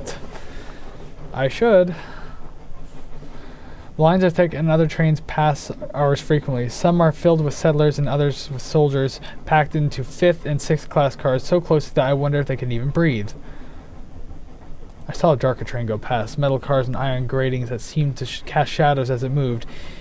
It was a prison train, bound for nowhere. The criminals aboard were simply carried backwards and forwards across the mountains, always moving, never stopping. I could not watch their faces. I saw children's faces held up to the light. What? I'm more curious about that one. The prisoners are allowed to take their families with them. Whether that is mercy or a worse punishment for a good conscience, I cannot tell. Yeah, that'd be kind of a weird thing, just travel back and forth constantly like that. Wait. Okay, good. Okay. Tell me. Okay, so tell me about... Although this won't really matter anyway, so...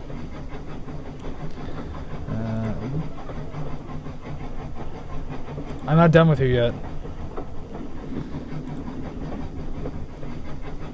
Tell me about that. Honolulu.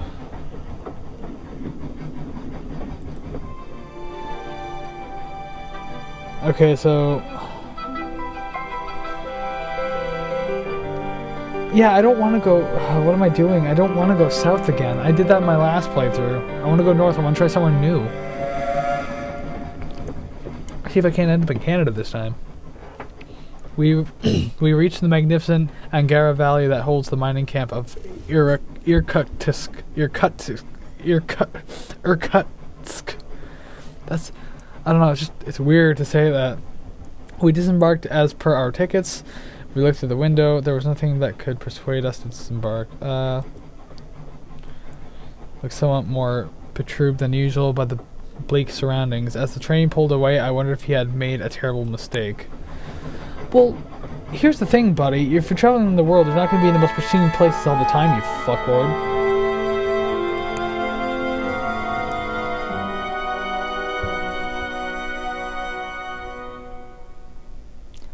Surprisingly beautiful town and packed with so many churches that one could not look up at any street corner without seeing dome or steeple. We explored. Something entering sitting. across a bridge made of tethered boats. My acrobatic skills made the crossing easy. Give me a second. Uh-oh. Bubbling up more burps. Anyways, made it easy despite being loaded down with 4 cases, but Monsieur Fogg found it most unpleasant business and, once across, refused to return to the other bank. On the street corner across the water, we saw a group of soldiers stop and turn to face the sun, praying bareheaded. Let's see.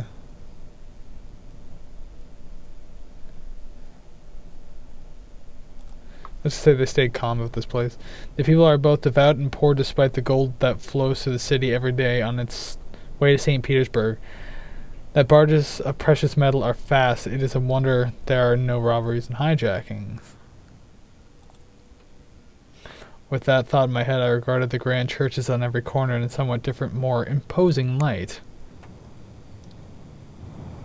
There's no market here or bank? We're gonna get stuck here.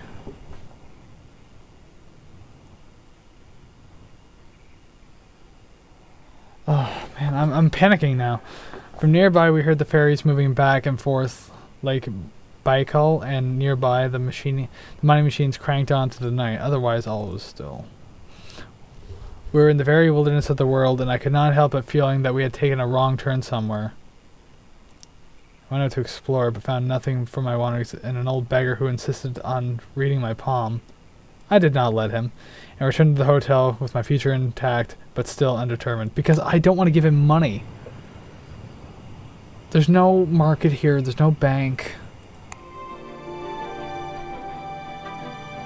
Okay, hold up a minute.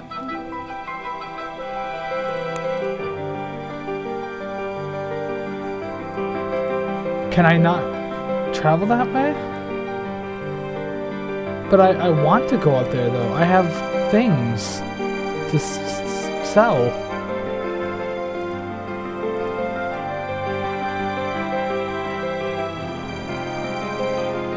Oh boy, this isn't okay. This isn't okay. Whatever. Kind of have no choice, I guess. Mongolian caravan. We joined the regular Buryat-led horse caravan between that place and Urga. Monsieur Fogg had a passable seat, of course, but I steeled myself to enjoy the long ride. Had not much experience on horseback, was not particularly enamored of horses.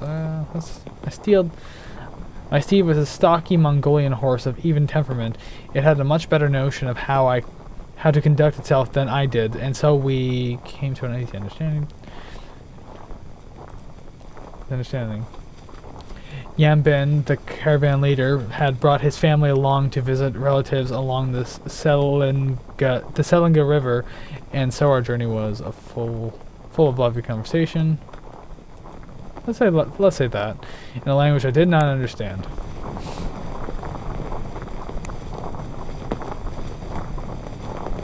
These rides are endless, I find.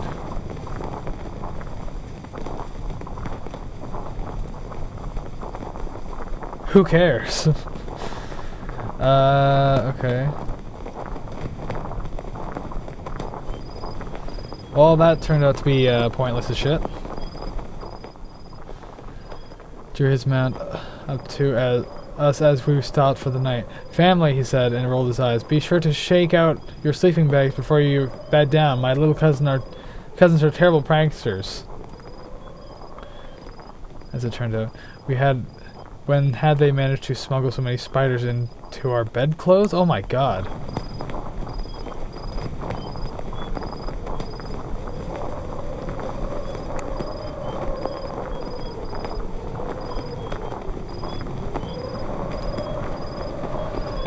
It's filled with different kinds of Buddhists. Okay.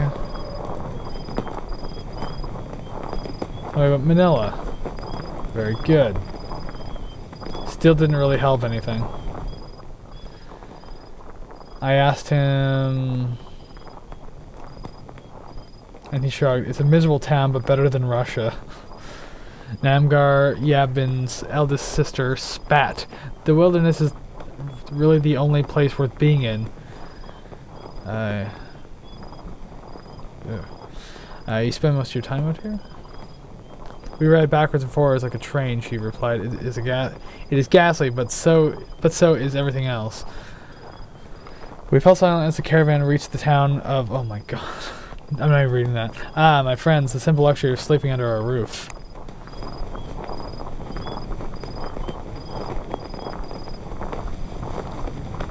What's the newspaper say? Expect a Huntercraft to launch from Yokohama soon.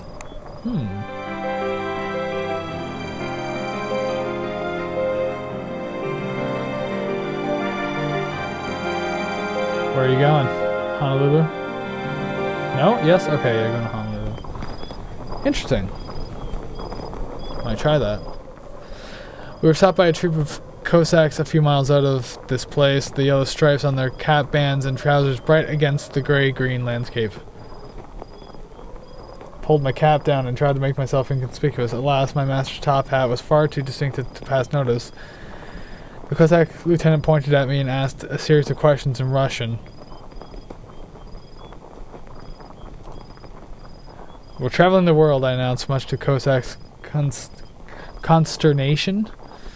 Cossack troopers interrogated the other caravanners for a good hour, but eventually rode away. They are looking for an escaped convict, but from nearby Katorga. Yambin said darkly, "Nothing to do with us." I wouldn't think so. I haven't been introduced to anyone as the such.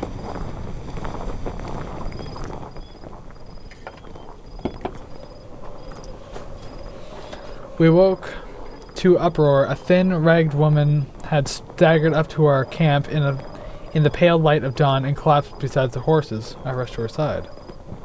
Stricken condition. Her breathing was shallow but steady, but she looked half-starved and lice-ridden. She's the prisoner of the Cossack Sikh, Yabian said, tugging worriedly at his sleeves. We should leave her. Namgar gave him a freezing look. She came to our campfire, and you would turn her away?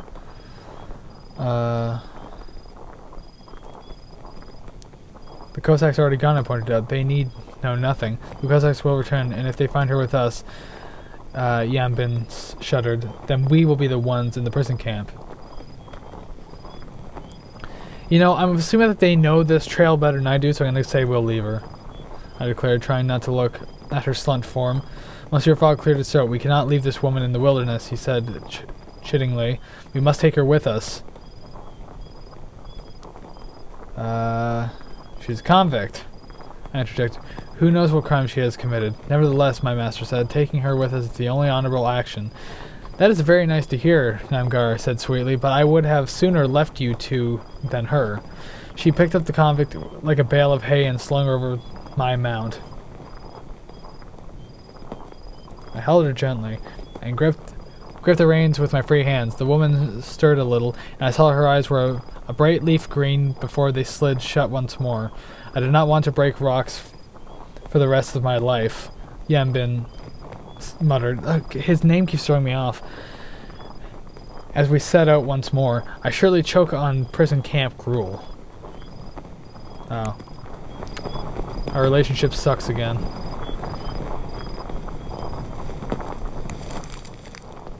Penance hopes dashed. Well, doesn't that suck?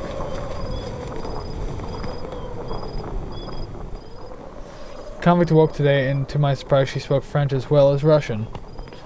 It was not my first time in Katorga. Verushka boasted, nor is it my first escape. What kind did you get? I'm a Norodnik, she explained. I fight for the peasants and for their revolution against the Tsar. But you are no peasant, I pointed out, noticing her educated tones if not her ragged clothes.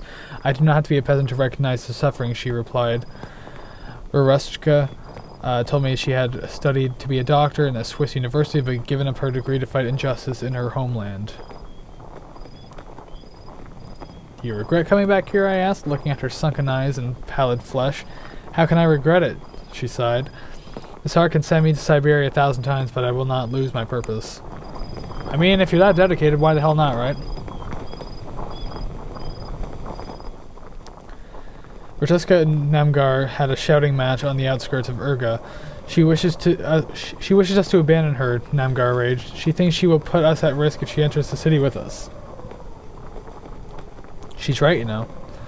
Kusaks will be looking for her, so we should leave her? Namgar threw up her hands. My friends, Verushka said soothingly, I will simply wait here for a nightfall and creep into Urga alone. I will take the Garuda,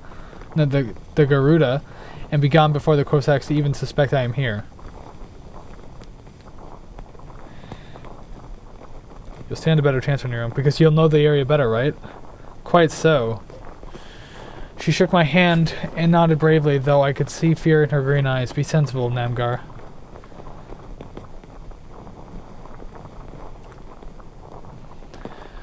I'll send you a pamphlet from wherever I end up.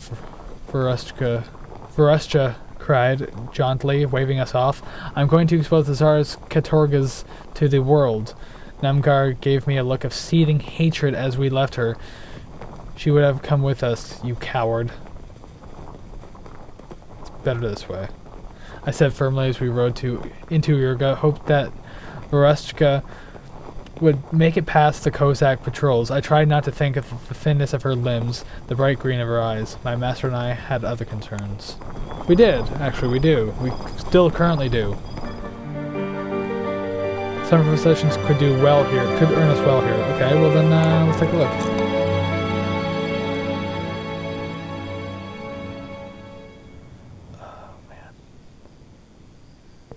Oh, man. He's gonna be mad if I get rid of his jacket, won't he? Fuck it. Get out of here. Let's see.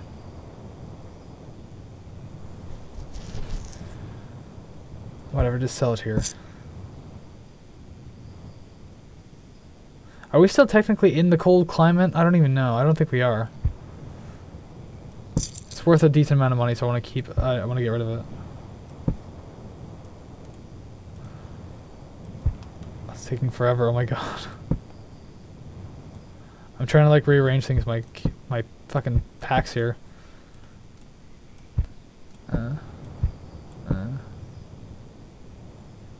Okay, I think it's as good as it's gonna get right now. All right, back. Explore. That's not a new route discovered, I'm sorry. Oh, wait. Oh my god. Hong Kong's so far away. I expected Urga to be a large campsite, a collection of tents like that of a Roman legion. It was no such thing. Railway lines converged on the edge of the Toul River, and temples jostled from space amongst warehouses and great smelting plants. I browsed the temples, of which there really were plenty, and observed the people who walked the streets with purpose and confidence, as though the city of theirs was the center of the world. Within a few hours I had seen hundreds of monks. There seemed to be more monks than laymen in Urga. I stopped one.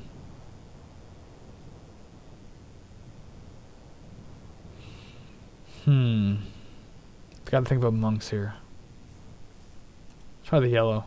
Who's standing by an ark, not begging, but simply waiting on with his palm out. I am new in this city, I told him. The monk nodded and smiled, but said nothing. At the moment, a monk wearing red robe walked past, arm in arm with a Mongolian lady. The yellow monk looked sharply down.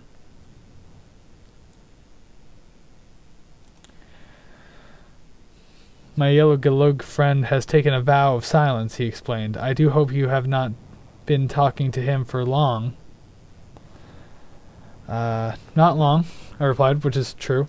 A little embarrassed. And what brings you to our city? Every time you tell someone that you're traveling the world, they just give you shit and they roll their eyes at you, so I'm not going to say that. I'm new in this city, I told him. Then you are most welcome, he replied. Whatever. I'm traveling the world, I continued. He smiled back. Then you have come to the right city, for Urga has the greatest device for traveling that has ever been created. Most intriguing. Come on. Can fly hundreds of miles in just a few minutes. It soars into the air on wings of spiritual lightness. Where can I find it? The Garuda is a secret, but I believe in openness, he said. No, then. It takes off from the ruins of the Russian consulate on Consul Hill. Ruins?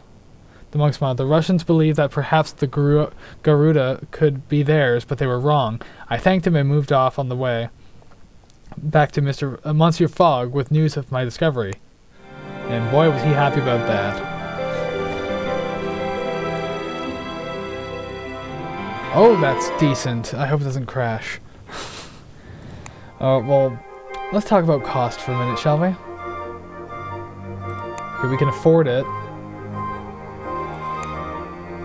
Oh, the price is rather steep. Yeah, it is. We'll wait 2 days. We'll wait 2 days. That's fine. As a matter of fact, let me back here for a minute. Is the bank closed? Shit. What about the market? Market's still open?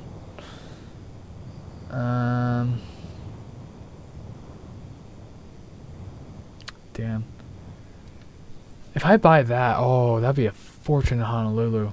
I think I should. Gonna have to stop in Honolulu.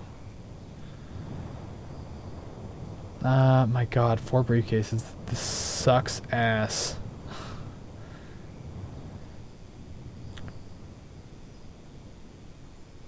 Well, like, I feel like I don't need some of these right now. I don't know. Probably won't need these for much longer. Shit.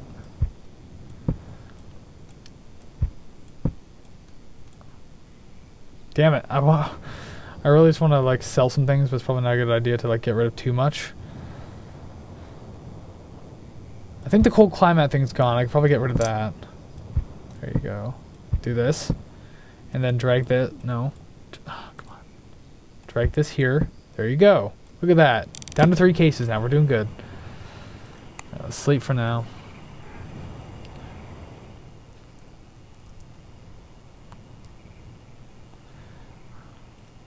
Make some money. I kind of want to stay here to wait for the bank, to be absolutely honest. It's probably not a good idea, but I think I'm gonna do it.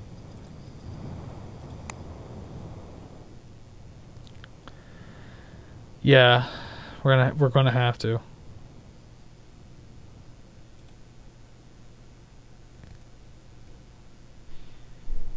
You have to wait a day or two. Shit, $15, $100 in 2 days, whatever.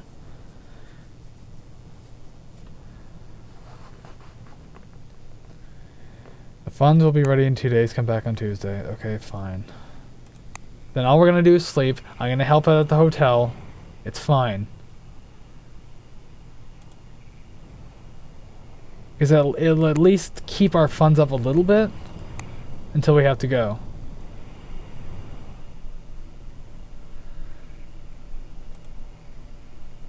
See, it's something. It helps, kind of. Okay, so that one I wanted to do, that one. It's too... Oh, shit, yeah. Kind of have to wait. Kind of have to wait. Okay, so... Oh, gonna have to wait a 3rd day, aren't we? That's a pain in the dick. Why does it open so late? Manager wishes well. We have our money. Okay, so... Let's do this. Tomorrow at 11 a.m. Okay. Tomorrow at 11 a.m. it is. So, stay at the hotel. My master's fine, so I'll help out for money again. Alright, he gave me 48 pounds as well as overhearing for him that the fastest way to... Oh, I'm not going to that place though. Vladivostok? I'm not going there. Anyways, we're going right to Japan right now.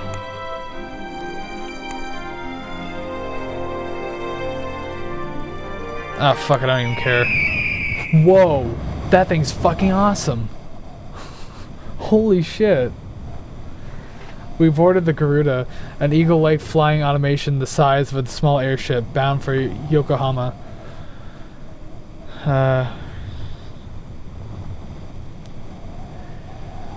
Luggage has been the creature's claws, trunks, and suitcases netted up like some sort of absurd prey.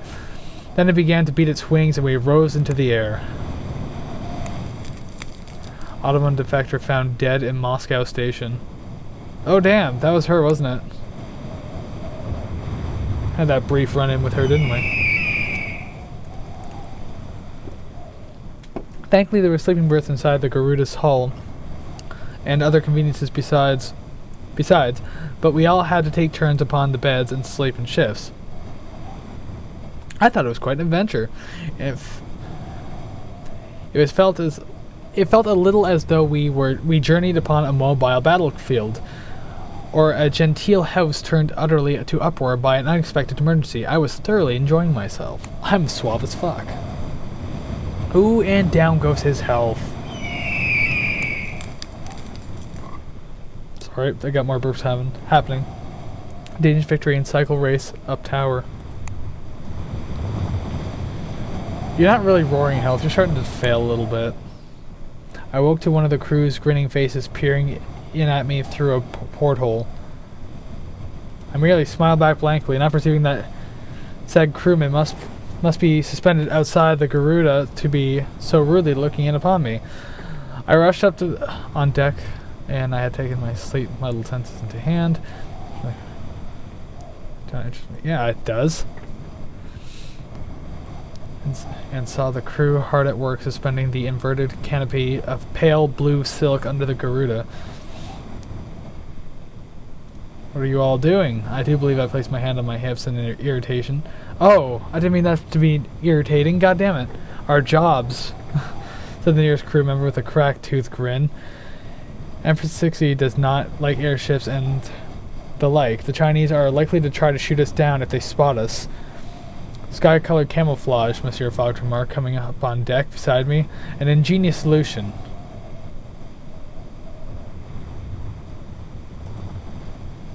We'll fly over unnoticed. Perhaps. The Empress doesn't like us, but she does like taxing trade, and we pay tax. The girl tossed her head and flashed another grin. That's why she puts up with you foreign devils, and why she winks at the airships as long as we put some effort in. You have a very political mind for an airwoman, I noted. My pa taught me to read English for his sins. She barked a laugh. The name Lynn Carrington, and while my pa was European and by all accounts a devil besides, Ma's a nice village girl from Yunnan.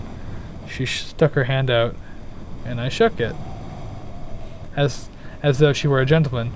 She had an authoritative grip, and I barely escaped without crushed fingers. So it's a good thing I didn't try to kiss her hand then. That would have been weird. Ah, fuck, we're almost there. And she insisted I call her, tried to convince me to come out on the wings with her. It's a thrill like no other, she assured me. The only way to fly. I do not need further thrills. Who might deny such invitation? I said, stepping up beside her. Carrington's face lit up at my words, and quickly as a flash she'd rope us together and tied one end to a sturdy metal pole which seemed placed for the purpose of securing errant wing walkers. I leapt up on the first wing. I waited for her to mount the wing and followed. Aware of her greater experience, she ran the length of the wing nimbly, stretching the rope taut between us. I looked at the vista below us, far, far below us. I felt the prickle of sweat as I began walking out on the wing. I could feel the reverberations of the engine through the metal, and the wind whipped into my eyes. What had possessed me to agree to such a rash action? Carrington laughed, of course. I had done it.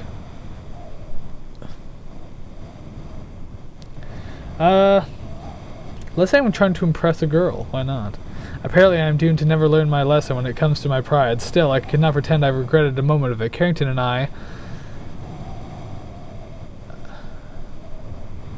returned inside hot and flustered by the wind.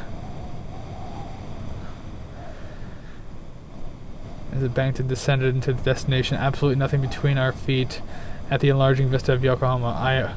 I was almost sorry to land. Aw, you're falling in love. That's precious. Got 0 drop frames, kid. Oh yeah, we got some things that can earn us some money here, right? So, yeah. This. Excellent. What else? No, that'll be good in Honolulu.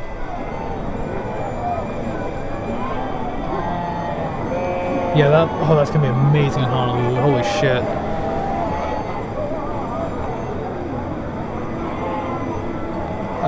Let's see. I'm trying to think. I don't think we'll be going to Salt Lake City.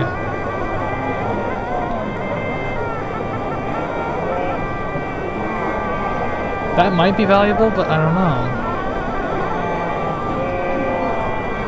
Hell, just sell it. It's taking up too much goddamn room anyway.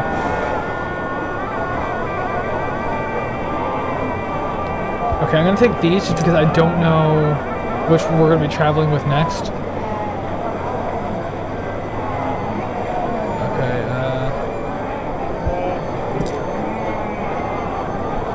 here, we'll just do this. That's fine, that's good. Explore.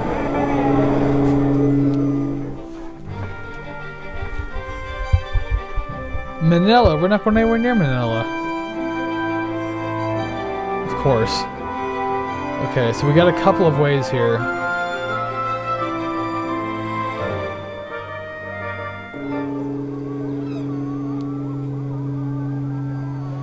Okay, I was definitely in this one in the last playthrough that I did, so this shouldn't be such a big deal. Several varieties of English to choose from as well, though Monsieur Fogg would have barely deigned to include the nasal tongue of the American merchants. I noticed a Japanese man watching the scene with a look of intense concentration and scribbling in his sketchbook. "What are you doing?" He jumped and left a smear of ink on the paper. He looked up, clearly irritated. "Do you mind?" he said, his accent an unholy mix of Dutch, French, and English. "I am making a drawing for a woodcut." Let's see here. Why did the American appear to be drunk? I wondered aloud, and he covered his drawing jealously. "It's an artistic impression of foreigners," he stressed. "Well, it certainly is artistic," I allowed. The scene on the page was much more lively than the merchants haggling, and their wives and children riding about on carriages. "You're very strange people," he pronounced after a brief silence. "Everyone's strange," I replied thoughtfully. Thinking of my travels, he shrugged, clearly unconvinced. He colored one of the women's skirts lovingly, his hand on the page much gentler and kinder than his voice had been.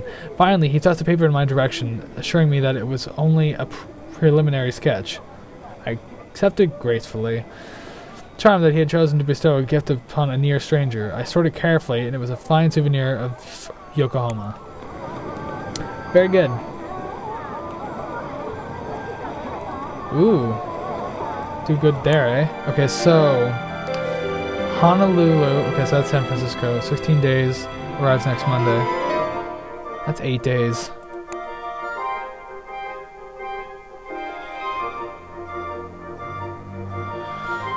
Oh, Christ. That's gonna damn near kill him if I do that.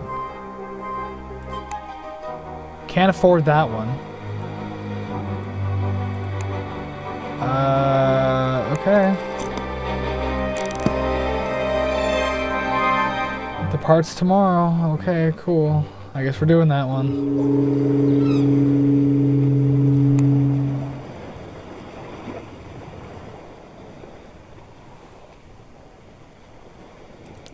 Yeah, come on, get his fucking health up. This is gonna be such a shit ride.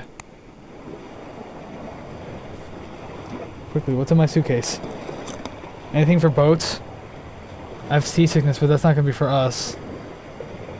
Oh man, this isn't good. Oh no, it's an air thing anyways, right? God damn it.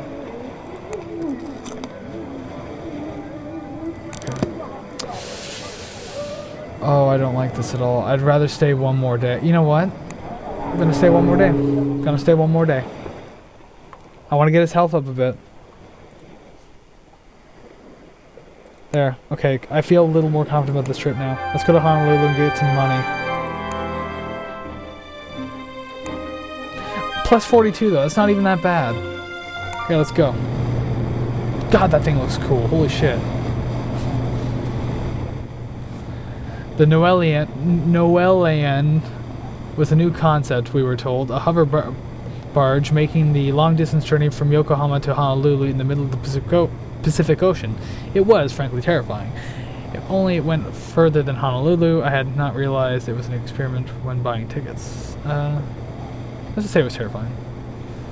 Especially once the engineers started and we saw how much the ship would jerk around in the water. It seemed a journey of bad omen, certainly. As we were loading our cases aboard, a shadowy figure approached me on the dock and pressed a monkey wrench into my hands. I pressed it promptly back, but the figure would not accept it. Monsieur, if you're not traveling aboard that aircraft, the figure said roughly, you will require this. Trust me. I mentioned no word of this to Monsieur. Yeah, let's tell him anyways, but he really should. Your mysterious friend is quite correct, he said. A wrench might indeed be of use. Then we boarded, and we and the other passengers on the inaugural crossing must have looked pale and uneasy as we set off. Even the captain was sweating. No, sure, the heat was to blame. There's no doubt that the heat was to blame. Besides, standing next to the captain was our very own artificer, so what could possibly go wrong? And indeed, when disaster struck, its nature took us all quite by surprise. Lovely!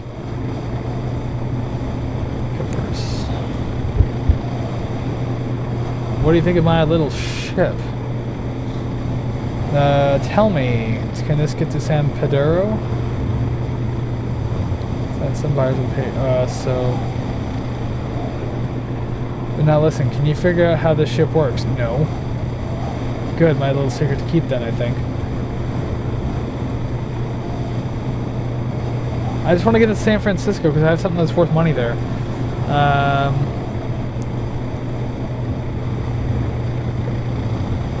Let's see here. Port Royal. Well, that got me nowhere. Cool. The first day aboard was blissfully quiet. The ship bucked along the waves and I stayed down below with my master. In the evening I sat with one General Peters, a retired army sword of India who regaled me with stories of his antics as a young captain on the northeast frontier. Everything came with no sign of the artificer or the captain. Perhaps they were busy ensuring that we stayed upright in the water. I would certainly hope so. Christ, I don't want to die here. In the middle of the ocean, it's like the worst place that you'd ever think of dying. Tell me about Honolulu. Hawaiians are there. Tell me about Acapulco. San Pedro. Very good. Shit, I was hoping it would like give me more route information. God damn it. I want a bean.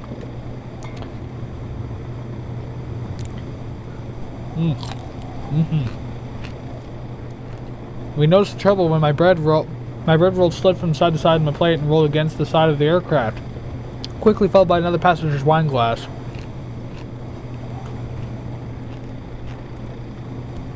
As he seated, it was clear enough what was happening. The entire ship was listening to the left. A moment later, a strange noise began to issue from the engines below. It sounded somewhat like a scream.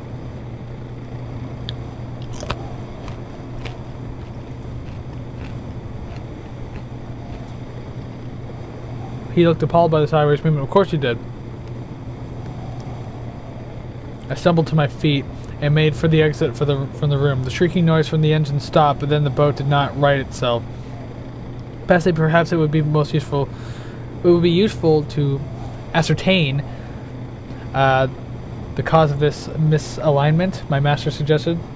Yes, monsieur. And I headed from the dining car to the engine room. Negotiating corridors was a difficult proposition due to our stubborn tilt, but we were, I could sense, slowly moving back to upright once more. Perhaps we were not about to sink after all. Suddenly a woman leapt into the path. I recognized her as a fellow passenger, a gold prospector by the name of Mademoiselle Carlotta. "Passez," she hissed. "Mademoiselle, what's the matter?" "Please step aside," I demanded. "I've just come from the engine room," she replied, her expression aghast. And passez? So it's Passapardo. I'm guessing that's how it's pronounced. I'm still going to call him Passe, I don't even care. Anyway. She stumbled, her voice a tremor. "Spit it out, mademoiselle." It's Madame Shu, our artificer. She's dead. I hurried to the boiler room. I hurried to the boiler room and it was true. Madame Shu was not only dead, but the circumstances told a clear story. She had been murdered. A weapon lay close by from the doorway. Mademoiselle Carlotta breathed. That monkey wrench, Passe, is it yours, right? I looked down on it. Funny, at first I had not recognized it because of the blood pooling around it. It is, I confirmed, my voice shaky and hollow. Mademoiselle Carlotta took a step away, then quietly suddenly fled from the room. I was left with the body and weapon and a terrible anticipation of what would happen next. Holy shit, I'm gonna be accused of murder. Of course, man, of course. Let me guess. I'm in the paper. Adventurer Phileas Fogg now in debt, says bank. I guess so, huh? But wait, it's gonna get better though once I get to Honolulu.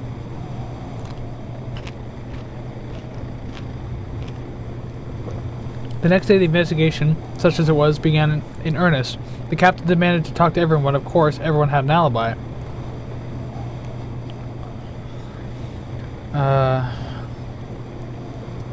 Let's see.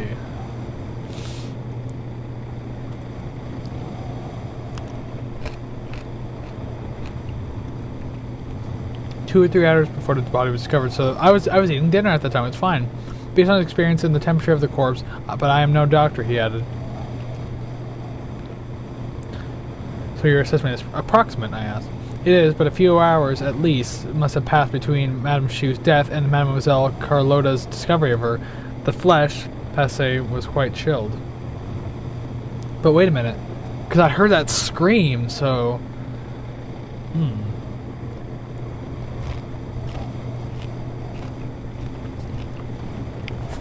Culprit still on board, but there's no clues to suggest who it might be. But the weapon that belonged to us and had been spirited out of our own locked cabin. That, the captain huffed, is the only piece of true evidence we have. Passe, where were you and your mask at the time of the crime? I told the truth. I was taking a turn on the deck alone. My master, I believe, was in the drawing room. Also alone. Monsieur Fogg put in helpfully. The captain nodded. It does not look good, gentlemen.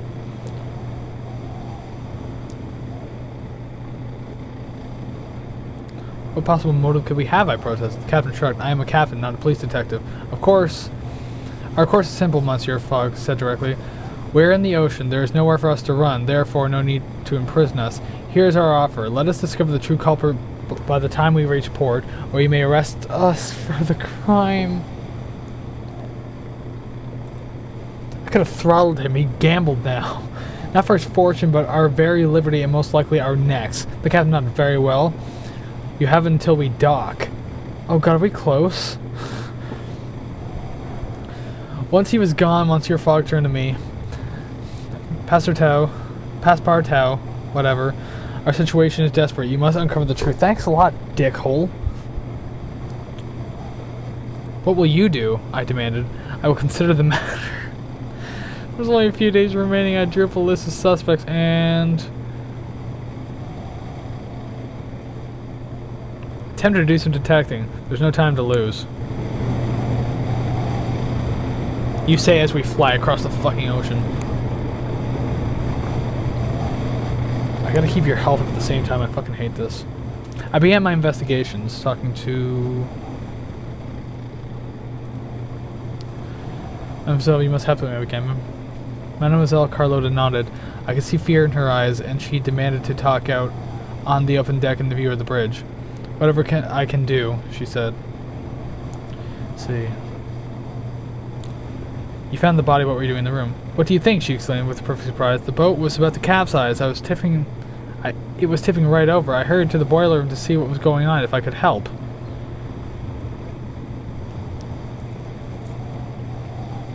And how might have you helped? I'm no artificer, but I had an interest in this device of Madame Shu's, she said. I know a bit about its function anyway. I thought the madam might be able to use a pair of hands. Let's see. I made my money in gold and on the west coast of America, she said. Now I own a small shipping line, but it's a hobby, really. Competing line, mademoiselle? I inquired. I was hoping not, she replied. I was going to make an offer to buy her a whole fleet, but I don't think that offer would be worth very much now. Have you lost a lot of money? No, she replied, though I have not earned any either. Where were we when the crime occurred? I was in my cabin. I have an alibi for that. You'll be pleased to hear it. The ship's butler brought me my gin and tonic about an hour before dinner. Right about when Jaffer said it happened. She folded her arms suddenly. But what about you? Where were you when it happened?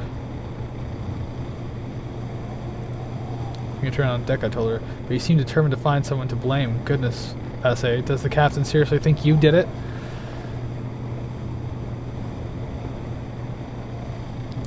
Me or my master, doesn't matter what. She looked at me with sympathetic eyes. It's a terrible thing to be accused of that which you did not do. I thanked her for her time.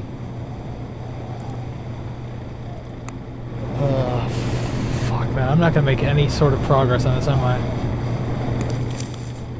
Hover ship leaves Yokohama on maiden voyage. It was a maiden voyage, too, so that's probably something worth noting. I spent the next day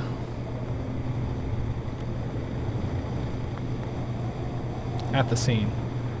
Several feet had trampled through it by now, of course, and there had been ample chance for the murderer to come in and remove anything incriminating they might have left behind.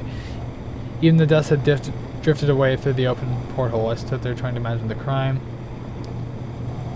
And I considered. I hunted the dust all along the edges of the machines and every left cranny, but I found nothing. Suddenly the boat listed and the machine made a squealing noise. Though not as loud as the one the other day. Disaster, but it seemed the artificer was tending to her ship even from beyond the grave.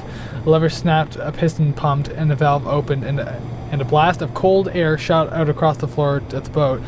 Then the flap closed, the boat tilted back upright, and the cold air spread away. I jumped on my skin. It took a moment to calm down once more. With that, I left the engine room. That night, I remembered to adjust the pocket watch as we had crossed the international date line and gained ourselves a day. Did we, though?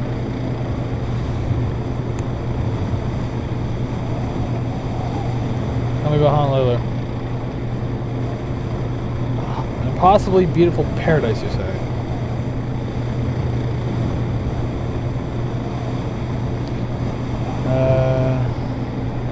Havana? Do you have a prime suspect? Perhaps. Tell me about Panama.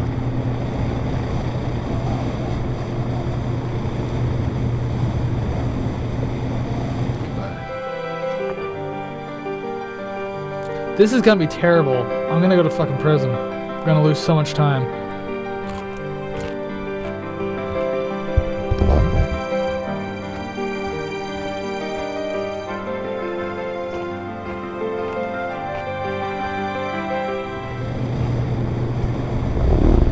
Back. Want to eat that bean. A few days down, I felt I had learned very little, or if I had learned a lot. I was too confused to see it. Tried to clear my head. I spent a few hours.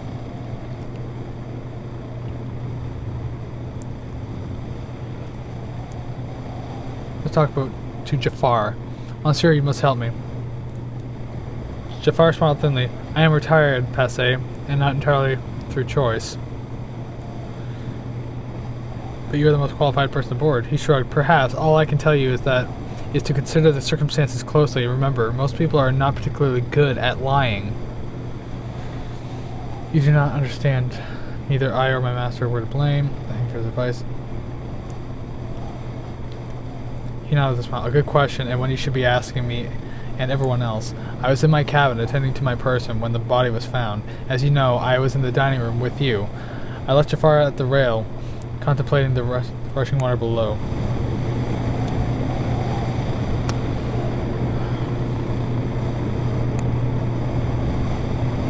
Oh my god, we're getting close.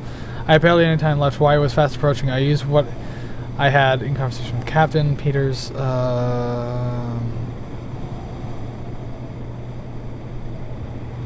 Talk to the captain. Have anything out yet, Passé? He inquired.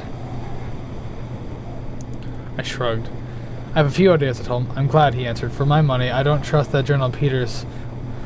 He's altogether too square-jawed about the whole affair for my liking. Where were you at the time of the crime? When the body was discovered, I was on the bridge with my crew. A few hours before, when Jafar said it happened, I was off my shift. I was asleep. Alone? He bristled, but understood the question. Yes, Passé, alone. Do you have a key to our cabin? I asked, considering the matter of how the weapon was found out of our luggage. He nodded. I do. I have a key to every cabin aboard, as does the butler and the first mate, but their loyalty is without question to the ship and the artifactor. They are above suspicion. Is anyone above suspicion? I demanded. Of course, the captain replied. Tell me about Madame Shu. He sighed with deep sadness. She was a remarkable artificer. This is a remarkable boat, her great legacy. I couldn't be more proud of her to be her captain.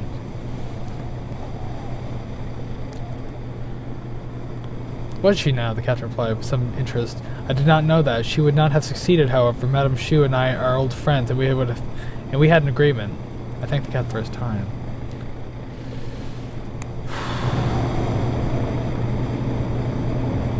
Oh my god, please stop, please stop, please stop. Oh my god. Sure, over inside, the captain approached, regret on his face, his cap on his head. Well, Passé, Monsieur Fogg, what is it to be? I believe I have a theory. The captain nodded briskly. I am glad to hear it. We will gather everyone together and you can discuss what you have discovered. Oh, we must have witnesses to it, the captain said. We all judge and jury. My elbow as we followed the captain to the drawing room as the others were called. Passé, please be cautious. We are still under suspicion. Do not attempt to bluster or they will think you are guilty. Yes, I'm sorry. He nodded and we stepped into the room. Oh my god. Why would he put this on me? Fucking asshole.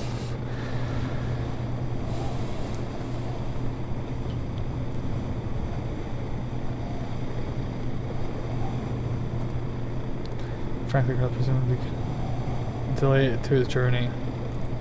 She was fretting, looking about with a clear fear of someone. His eyes clouded.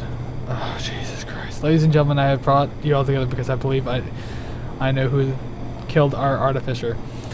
Of course you know, Journalist Peter said, you did it. The weapon was yours, you have no alibi, you are damned Frenchy to boot. I held up a hand for silence. Monsieur, I'm a valet. Quite unimpeachable.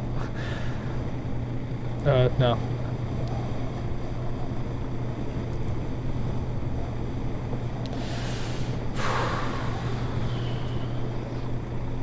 Tell you what, I'm gonna think this over a little bit. I'm gonna take a bathroom break, because I do have to go to the bathroom kind of badly now. It's been another hour, I need to take a break. And this is just stressful, so oh my god, I need to calm down. Alright, so, once again, I'm gonna go ahead and go on break. I need to breathe a little bit, so this doesn't just fucking kill me.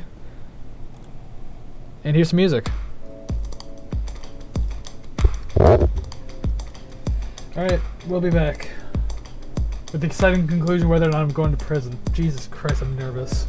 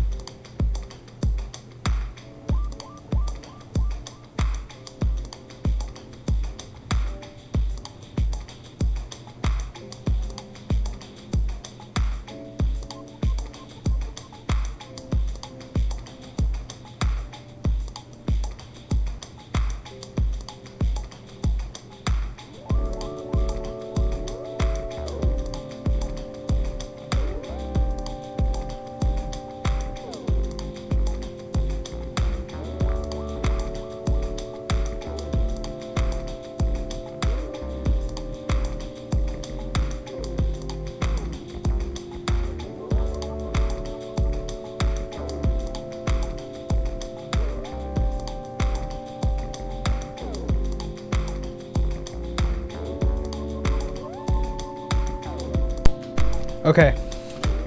I've had a moment to breathe and relax, and I was trying to think some things through. God, there's a lot I can't remember about this investigation so far. Oh my god. So, okay. She'd been dead for a few hours.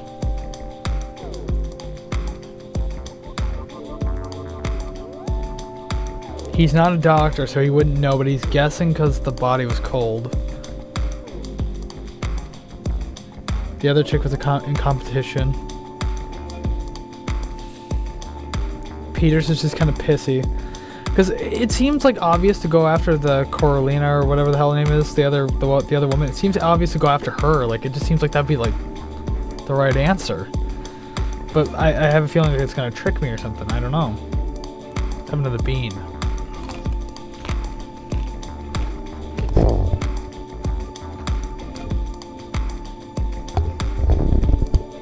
I'm sorry, I don't want that to sound loud into the microphone, so I'm gonna turn it off for a minute.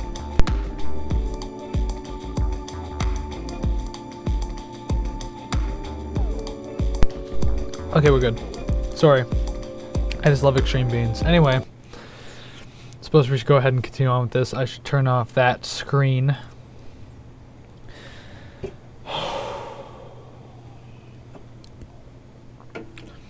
Let's see what I got here. Lack of a scream, the business arrangements of Madame Shu at the time of death.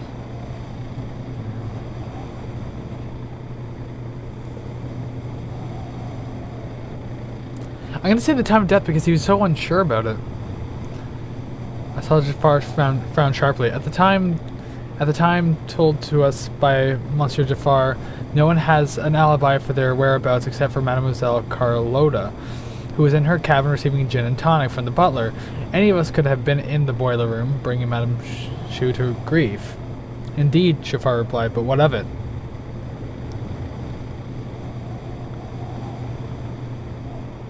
How sure are you of you at that time? I touched her. She was quite cold.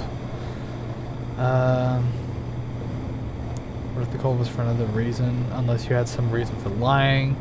Is that an accurate method of deduction?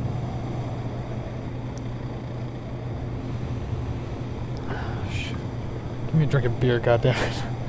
Wait a minute. I went to check the room, but it was empty, and then, like, something... The cold blast of air scared the shit out of him. What if she was cold for another reason? A cold blast of air. Oh my god, yes. Okay. Good idea. Okay. I'm feeling a little more confident now. He shrugged. It would have been... had to be a very long, very cold blast, he said. Wind through an open porthole wouldn't do it.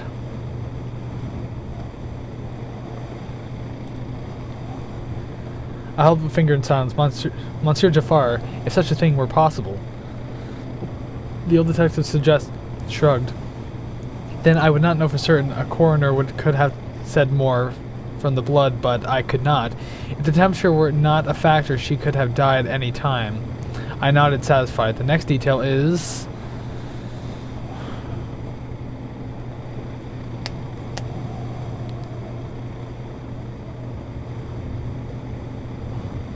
Yeah, we didn't hear... I want to... This feels like the best one to bring up. I saw the captain and Mademoiselle Carlotta exchange sharp looks. As you know, the artificer was the inventor of the ship. You may not know that she was considering going into business with the good captain, as well as Mademoiselle Carlotta. The captain shook his head. She was going into business with me and me alone.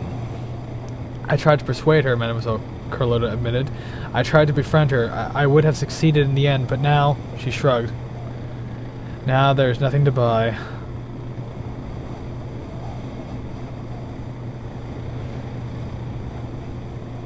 And nothing to threaten your business, I suggested. She shrugged.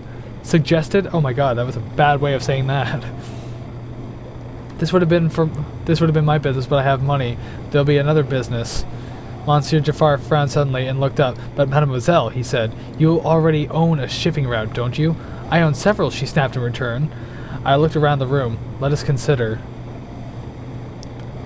The lack of a scream, I guess.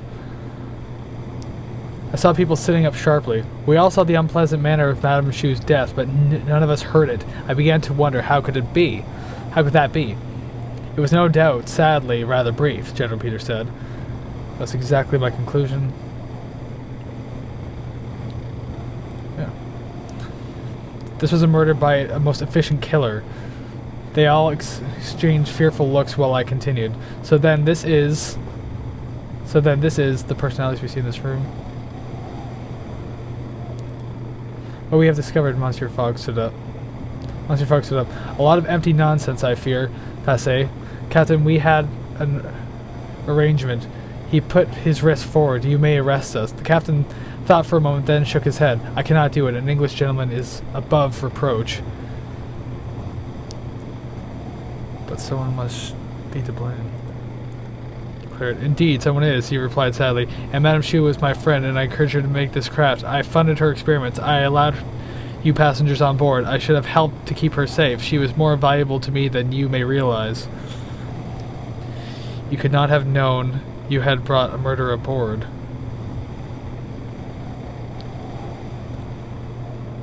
The captain shook his head. I am still ignorant now, but Madame Chu is gone. The boat is forfeit, my captaincy too. I cannot have you two arrested. There is no evidence. Any of my crew might have done it equally well. I fear we will never know.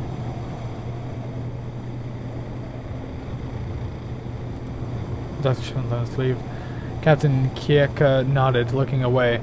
In doing so, I'll be letting a murderer walk free, but there is nothing else I can in conscience do. With that, he left the cabin, and sober spirits we disembarked. Madame Chu's killer was never brought to justice. My own suspicion that... Well, if this doesn't matter anymore, then I'm going to go with the one who seems the most obvious. What's involved, what's left unproven. So, okay. I got all stressed out for nothing. Cool. Alright, wait, just pause it for a minute, because I want another bean. I gotta get myself another bean here. These beans are so goddamn tasty, I'm gonna go ahead and turn off my mic.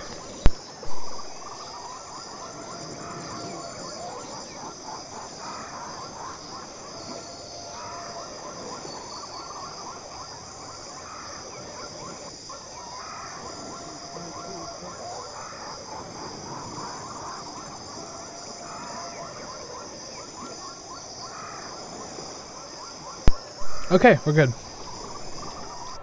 Had some extreme beans, had some beer, and now I'm gonna go ahead and restart the game. Well, not restart it, but whatever. Okay. Let's explore a little bit. We got some shit to talk about. Where are you going? San Francisco? Oh, that's definitely a lot better. That is so much better.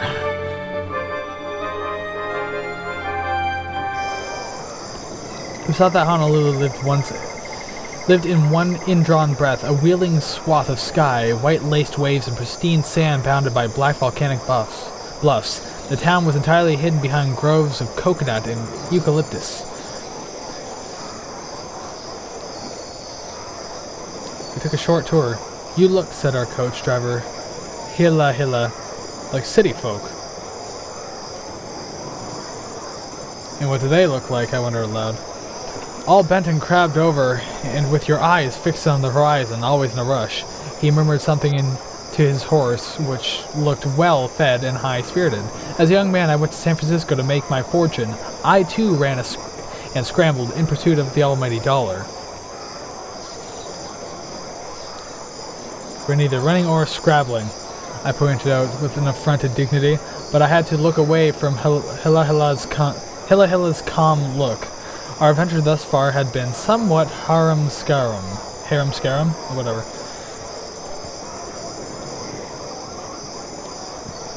Barely we had placed our toes on dry land, then we were looking to depart. Oh, I had seen so many wonders, and yet each had been ultimately reduced to another mark in my master's ledger. Do you not wish the freedom to exhale, Passé? The coach driver asked. To stop running and simply feel the wind upon your face and the sun warming you and the sound of the ocean like a heartbeat?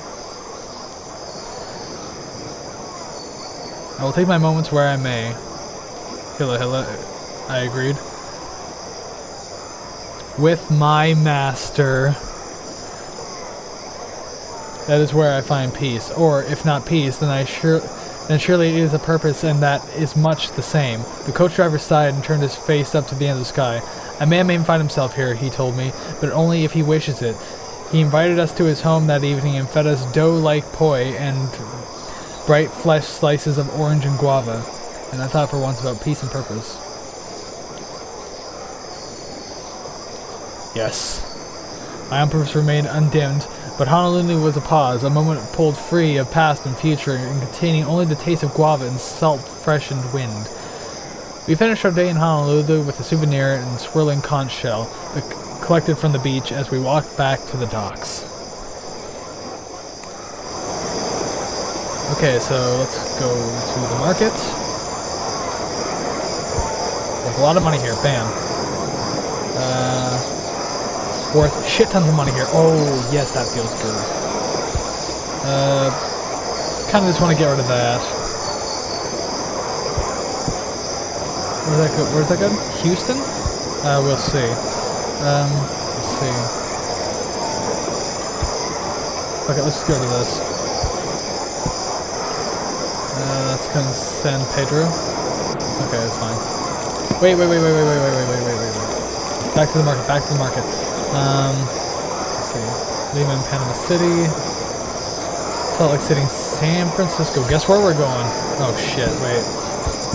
Guess where we're going? I don't think we're gonna go to New Orleans, no. So I'm not gonna buy that. But oh my god, we have so much money now, this is fantastic. We can depart like right now? San Francisco? Yeah, sure, why not? It'll get us moving a hell of a lot faster, that's good. We got the money for it. We boarded a steam barge from Honolulu to San Francisco. The scent of the ripe bananas pervaded every plank of decking and bulkhead, and a sweet and deliciously rotting odor. Deliciously rotting odor which offended my trained senses. I became rather accustomed to. I rather became accustomed to. Okay, whatever. Anyway. Fog said to have crossed the date line. Yeah, that was a while ago.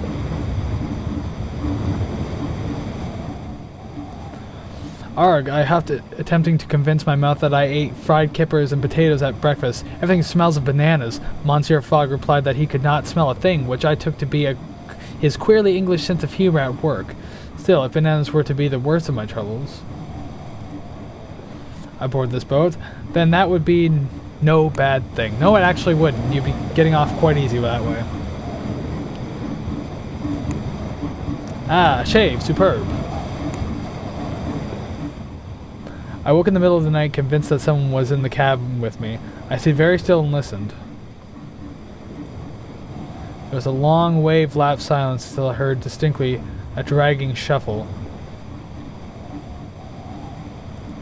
Lunged in the direction of the noise and hit something soft and person-shaped and familiar.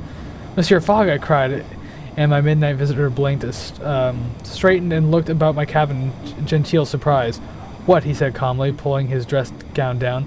Am I doing in your cabin, Passe? You would know better than I, monsieur. I exclaimed passionately, rather upturned by his sudden appearance. He took a sharp breath. It seems I have been sleepwalking, he said, his voice almost tremulous. I have not done so since I was a child. Please accept my apologies. Would you like to stay for a while? I asked, sensing his agitation. I am awake after all. He hesitated for a long moment. I would like that. Thank you. He said he would like that. Deteriorated? Really? Get out of here. Hover ship abandoned. Captain claims boiler explosion killed artificial. Oh, that's... I wonder who it was, though. Maybe I'll read up on it later. Or maybe I won't, so if I play this game again and come across that, I'll just try to guess someone. Captain Kalani was a heavily pregnant Hawaiian woman who found Monsieur Fogg's English accent a source of great mirth. Say something else, she demanded over breakfast. Please, Mr. Fogg. I distracted with some idle talk, and my master cast me a grateful look, all in a day's work for a valet of my unimpeachable caliber. There we go. Now we're back in good graces. He probably needs a touch-up real quick. The fourth day aboard our barge passed quickly. Captain Kalani moved slowly around her deck, her profile jaw dropping large. When are you due? Will you give up captaincy once you are a mother? No, she obviously won't. When are you due? When we dock, she breathed. And not a day before, I should hope. The blush in her cheeks bellies her excitement. It was a marvelous thing. You're gonna be a mom. I think I have a chance of beating this, actually. We arrived in San Francisco without any further incident. Good, good. I'm happy. Okay, so let's see what we got. Explorer, and then we'll do the market.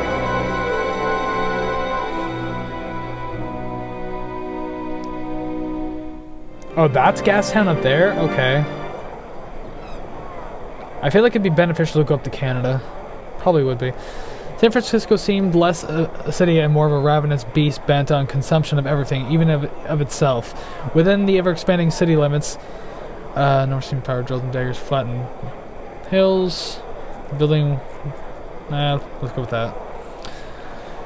Straightened roads, reformed neighborhoods, and dumped the resulting rubble and stone into Mission Bay. I sloped toward the recently constructed Long Bridge, which was crowded with families out for a stroll and people fishing for silvery smelt with long poles.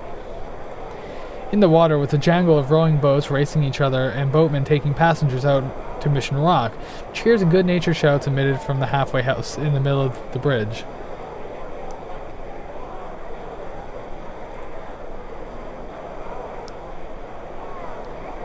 I scoured the boats, whatever, blah, blah, but there seemed to be none heading out. All of them were fishing. A man, red-faced and somewhat worse for drink, bumped into me.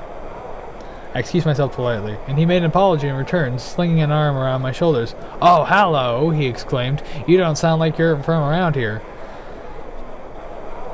"You don't sound American either," I retorted. "No matter. I was Dutch once, in a past life, but now I'm as American as President Grant. This is a land of newcomers. You a prospector?" "I'm a valet," I declared simply. He shrugged. "I don't even know what that is." A brown-skinned woman slipped her arm into his. I looked for an introduction. "Ah, my manners." He shook his ruddy face.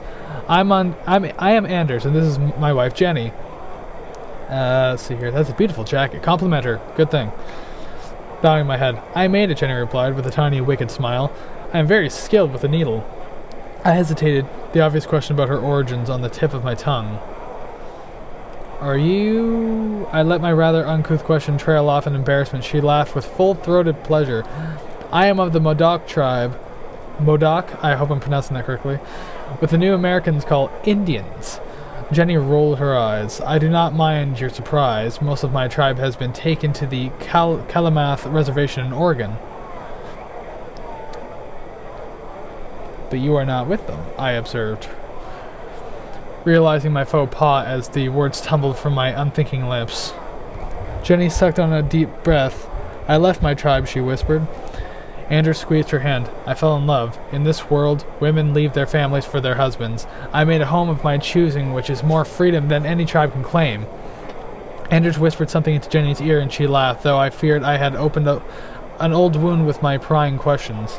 I nodded and found my way back to Monsieur Fogg, who was sitting drinking tea in a with a disconsolate frown. "It tastes like soap," he remarked, but would say no more. Fair enough. So yeah, market. Sell some shit. Boom. Decent amount. Yeah, we're going up the gas now. I'll keep that. Is anything else good up there? Oh, we're going to Calgary. Loaded dice.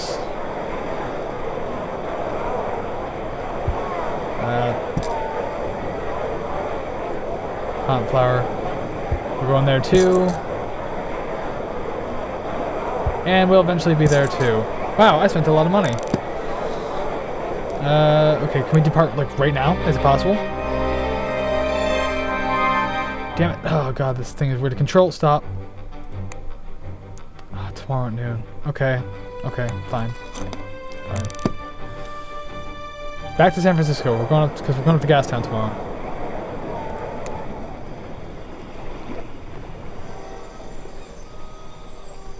Head towards Chinatown to eat. It was a worn and crowded wooden and brick houses, temples, businesses, herbalists, laundries, and market stalls selling fruit and flowers. Brightly colored lanterns illuminated the streets. I regarded the people with some interest. It was an interesting conversation. I only wanted to eat. I regarded the people with some interest. Large groups of men stood around smoking, drinking green tea, and calling to each other good-natured. I was right out of the place. I felt quite at home. I had traveled around more than half the world after all. What was one more foreignness in such a foreign place as America? I decided to approach. A Q ponytail? I don't even know what that means. Gonna go up to the European clothesman, who offered me a cup of green tea when I introduced myself. You're very well dressed, I remarked briefly. A most excellently cut jacket. He chuckled and smoothed his crisp shirt. Many of my friends, they say, Lynn. You talk to foreigners, you wear their clothes, and I say to them, I am American now. You are too. He pointed at a young man with his hair in a queue. Look at him with his old-fashioned hair. There's a law against it here, but he wears it like that, the fool. That's a ridiculous law. But that is your... what a ridiculous law, but that is your tradition. Why is there a law against it, I asked. It hurts no one, surely. We must let go of our old culture, Lynn consoled. We are American now. Why did they make such a law? Lynn looked at me with the pity of a wise man. For a patent fool. Because they want us to become like them, of course, he shrugged. The sooner the better. Wait, I have no idea what that... what just... that seemed like a mildly racist conversation, but I'm not even certain. Can we go now? It's only +4. That's fine, whatever. On we go. We took passage on one of Monsieur Williamson, a dark-haired, keen-eyed fellow with a magnificent leather coat and, more relevantly to our requirements, a well-used gyrocopter. Are you sure it is airworthy? Do you make this journey often? I inquired. Every month, he told me, jovially enough. The city folk in San Francisco can't get enough furs, and I visit regularly to ply my trade. Do you often take passengers? Oh no, he shook his head. On the southbound journey, the furs were piled high where you and your master sit, he said, though not as high as I might have liked. His voice roughened. I've had a bad season. Oh my god, this fucking stuttering thing's just not stopping. Really quickly gonna just check my drop frames. Everything's still good there. Good. Looks like stream's been fine. It looks a little glitchy in my monitor here, but I'm hoping... sorry about that. I'm hoping it hasn't been that bad. Where's my beer? There it is. I'm sorry to hear that. Ah, well, he grimaced. Sometimes luck goes against you.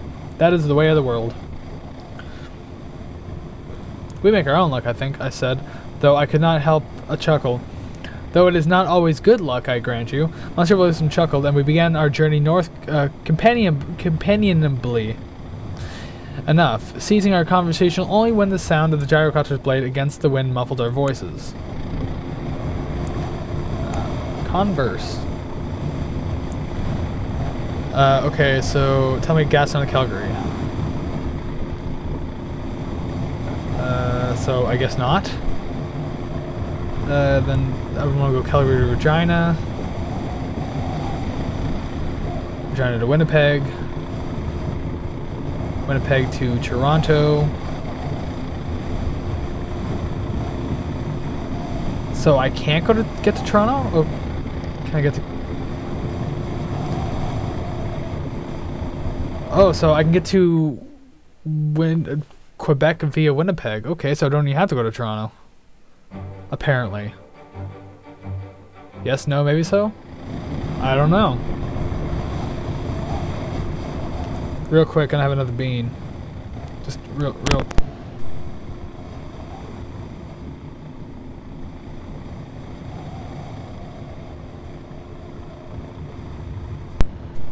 Alright. We saw the smoke and steam of San Francisco in its full scale as we left the city. The great iron line of the cross-continental railway snaked east over the horizon, an enterprise almost too vast to contemplate. How do you find the city? He wipes some soot from his goggles and grins. San Francisco is a place where a man may make his mark, where he has no history but what he creates for himself. But our history is... And would you be one of these new men? I asked shrewdly. Short of history, ready to make your mark? Monsieur Williamson sighed heavily. My mother has a passion for history. She fought for better treatment for the First Nation tribes. Thought that we Canadians were destroying their lands, their heritage. She even married and had a child with a Musqueam tribesman. Sorry if I mispronounced that. He indicated his own person with a flourish. Do you regret your circumstances? You think her passion foolish? He shook his head. What did it serve them? My mother is a laughingstock amongst her peers, and my father's people dwindled to nothingness. He looked away. Their history is a burden that I do not wish to carry.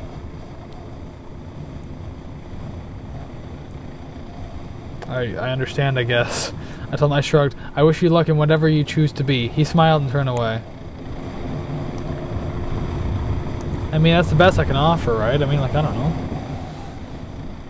The second day we flew down the endless forested coast, and it seemed as though we traveled across a different planet than the one of my birth. It is a wilderness, I exclaimed. That it is, Monsieur William agreed, though I saw my master politely look askance. God, there's a lot of words in here, I'm just not certain of what the hell it is. Which I took to mean that he was suffering from the movement of the air. He disagreed. Haha! Pick the right one. So I climbed back and attended to his comfort as best as I could for the rest of the day. Monsieur Williamson shot me a grateful look and shook my hand with great care after we landed in Gastown's tiny aeroport. Good luck to you two, Passe, he told me fervently. Perhaps you will find yourself anew here also. Cool. And we're there. Sweet. Okay. So yeah, the iron ore for sure. I think that's it for now. Oh, I can sell both of them there. Sweet. There's so much I can sell. When I get to Calgary, it's going to be amazing. Explore. Oh, thanks for showing me that route I just took. Gastown was supposedly named after one Gassy Jack, a Yorkshire steamboat captain turned barkeep. It served as a drinking hole for loggers and fishermen from inland, as well as the sailors and air crews of the ships drawn to the Burrard Inlet for trade. It was a rough and ready sort of place, and I was in the mood to enjoy it. Why not? I fell into conversation with a fisherman who was full of bad words about his colleagues further south. Gold rush lunatics, he exposed. They sail around in boats made of old nets and paper mulch. It's a wonder the fish don't drag them down. Thanked him for the advice, but not failed to get the exact details of the routes they took, nonetheless. The one luxury in the town... Yeah, can I talk to the other ones? Wait. The luxury in the town was... It distributed a steam heating system. Steam hissed warmly from through the grates in the town's pavements and...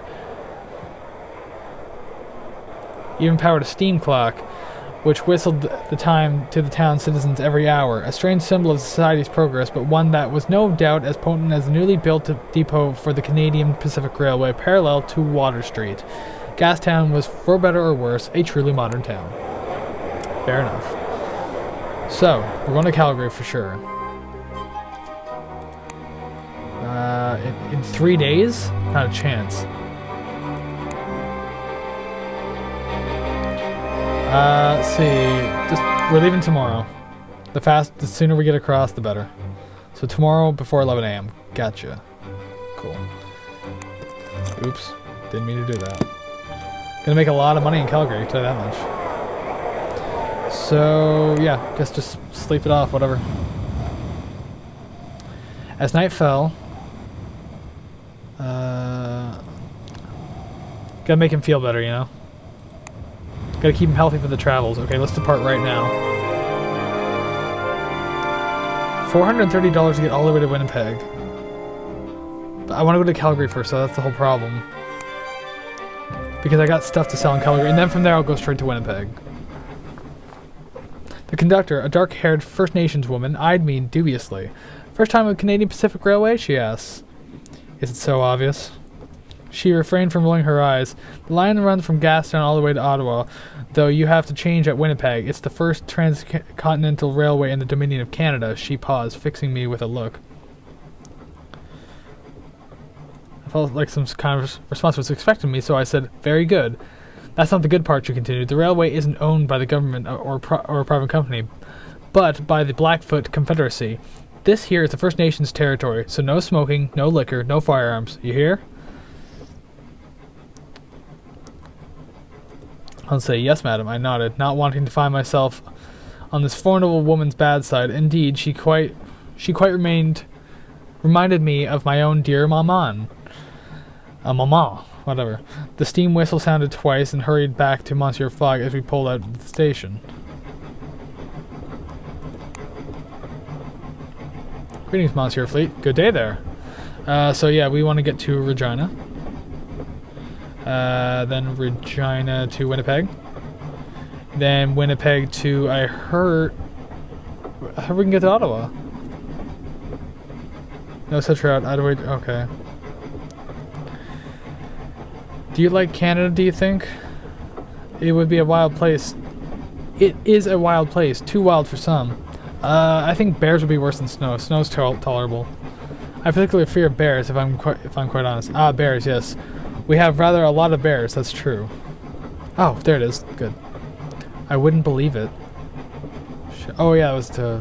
whatever. Well, shoot. Just gonna ask for random passages now. Goodbye. I'll figure shit out as I go along, it's fine. The train began its journey, but it was only once we were underway that we realized the terrible truth. The train, although comfortable, was slow.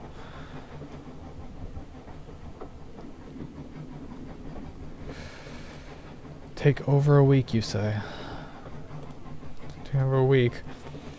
Not including time for changes. We began to consider most seriously the option of stopping halfway and finding other ways forward instead. Maybe Calgary will have something, because that's where we're going right now. Here. Most diverting, my good man. You damn skippy I am. Monsieur Fogg and I were in a shared carriage, and I found my eye caught by a quiet Metis woman? I don't know the accents on that. With two surly teenagers in tow. I tried to engage the teenagers in conversation. You look too young to have grown sons. That's rude to say. Where are you headed? I asked eagerly. Calgary, the woman replied, casting a quelling glance at the teenagers. Our aunt lives here. Perhaps she'll have better luck getting my brothers to listen. I hesitated to ask about their parents. So you're in charge now of them? The girl snorted. For what it's worth, they only ever listened to Papa, and he's gone now. She turned away, biting her lip. That rather put paid to any other further conversation. I contented myself with looking out the window at the passing countryside, ignoring the heaviness in the air. Yeah, that'd be kind of awkward, wouldn't it? Some anxiety-inducing shit right there, my friend. Monsieur Fogg barely lifted his head from his ledger as the train pulled into Calgary. Much to my amusement, he kept his nose in the book even as we disembarked. He's so silly. Some of our possessions could be sold handsomely here. You damn right we can. Okay, let's see. This, and this. Okay, that's gonna be for Winnipeg then. That's fine. Is there anything I'm not gonna need anymore? Not going to Houston, might as well just sell that here. Good. Down to 2 kits now, but I'm about to go up to 3 anyway. Let's see. I feel like I'm gonna go to either Quebec or Ottawa. It's valuable there. Glasses, air traveler. Ew. Sure, why not? Oh, they said no liquor, so I'm not gonna chance that.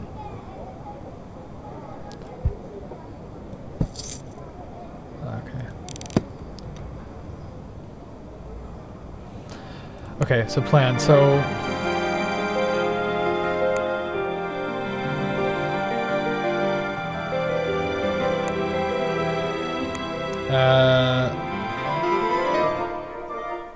Let's try in 2 days, because I want 1 day to explore Calgary. I think I'll be okay if I do that. Which is too late now anyways, I gotta kind of do that. So, let's get some sleep. Monsieur Fogg and I have been banned from ever returning to the town of Calgary. Parbleu, I am veritably seething from the injustice as I write this faithful record of what inspired. Truly it was not our fault? What happened? Of the ruffians we encountered in the dirt streets. It began with a punch. I neither threw the punch nor was I in its path, but I did unfortunately happen to cross an alley in the time to witness it. It was 3 against 1, an unfair fight, and the victim went down on a hard thump, blood spraying the wall. Jesus Christ.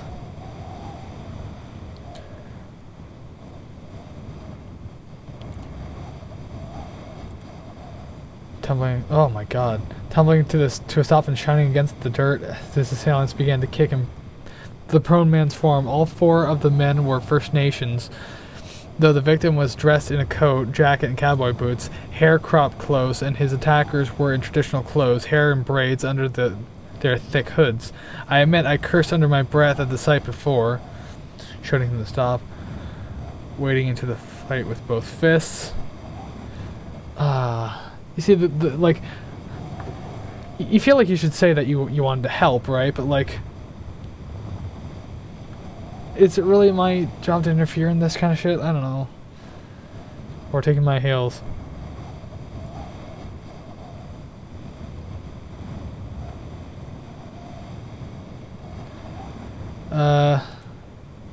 Please. Local police would be much more used to the injured man than another pair of fists. Alas, turning away from the alley, I found myself face to face with 3 rough-looking white men with pistols slung low about their waists. The meanest-looking one peered into the alley behind me and gave me a sneering look. Playing lookout for your buddies back there, eh? Are you here to help? I asked hopefully. That poor fellow's rather outnumbered. Bloody savages. Reading the script, this isn't me. One of them spat and I bristled. All those in the alley were First Nations, but that had no bearing on the fact that the victim was outnumbered.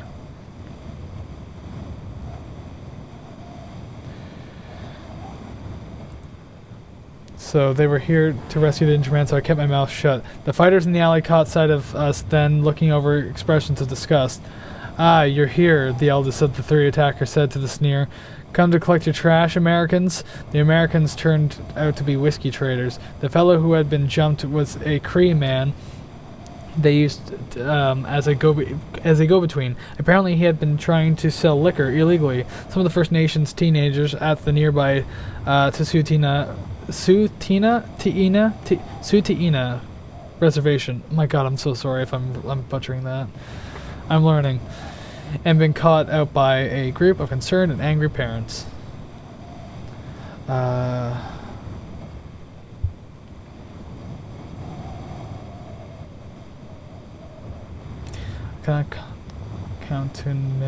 Countenance the Suitina's violent response.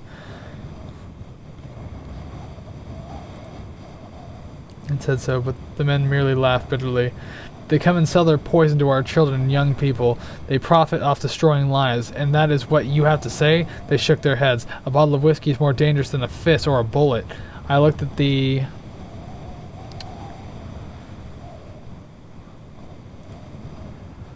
who was watching the Cree boy with a veiled sympathy. We have to fight to protect what is ours. These people profit from our softness, our kindness, so we must lock such feelings away. The hard-eyed American in the lead cleared his throat. Enough talk. He drew his pistol from his holster and settled it into the shooter's stance. Time to settle this. 3 more brown corpses won't even raise an eyebrow. Jesus Christ.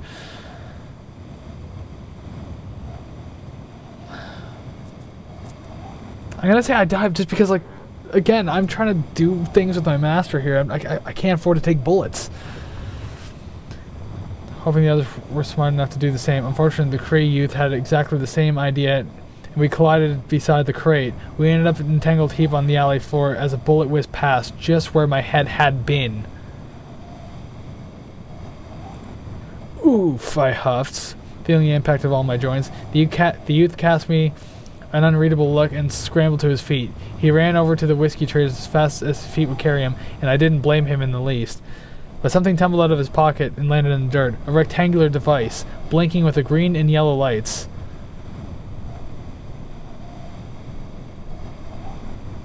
Why do I feel like that's a tracking device? I want to take it, but like, oh boy, that's probably a bad idea.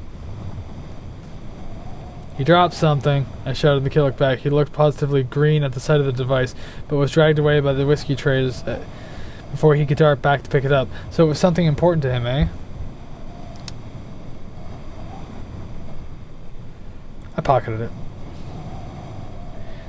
So it's not, because he wouldn't have reacted that way.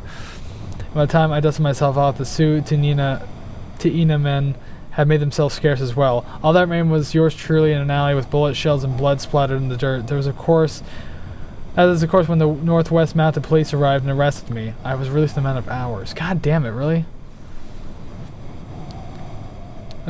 I was released in a matter of hours with a stern warning, though I had protested my innocence. I gave Monsieur Fogg a full account of my actions, only the barest details, an excuse for my long absence and appearance. Despite the tightening of his lips, I think, he said, after a chilly silence, that we have quite worn out our welcome in this city. Passé, it is past time to be on our way.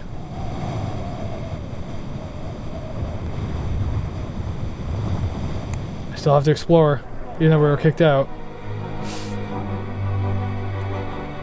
What's this? Well.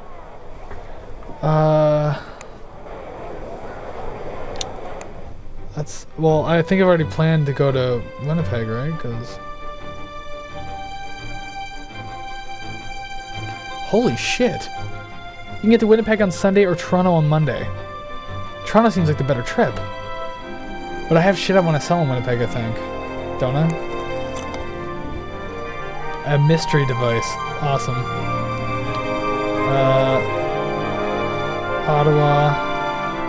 Ottawa. Winnipeg. You know what? Fuck it. Let's go to goddamn case. Tomorrow at 9 a.m. Okay, we'll do it. Fuck Winnipeg. Let's just go right to Toronto. So, actually, you know what? Fuck it. I'll sell the harmonicas here then. Why not? It's worth some money, so I'll do it.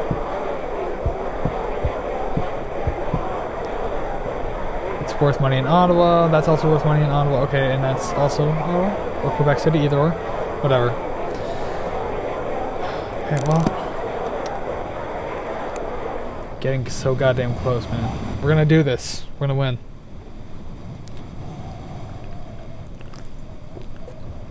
Let's make a little money. Let's depart for Toronto. Oh, we're flying too, eh? But we got a +4, that's okay. Onward. Belarus. Airships plied the busy route from Calgary to Toronto regularly. For us, it was simply a matter of picking a likely-looking ship and a reliable captain. San Francisco Chinatown riots. Oh, damn. Every time we leave, something bad happens after we leave there. We took passage aboard the Belarus. A Savarkar automatic, no doubt, brought over to Canada by British forces and then sold off when the army withdrew. She's not the relic of the British Imperium. Her engines were good and her hull solid. My master would not be comforted by the thought that the British boots had walked the airship's corridors, even if that time was long past. I settled into the cabin I shared with Monsieur Fogg and let the whir of the engines lull me to sleep. But I felt the buzzing in my pockets when I climbed to my berth.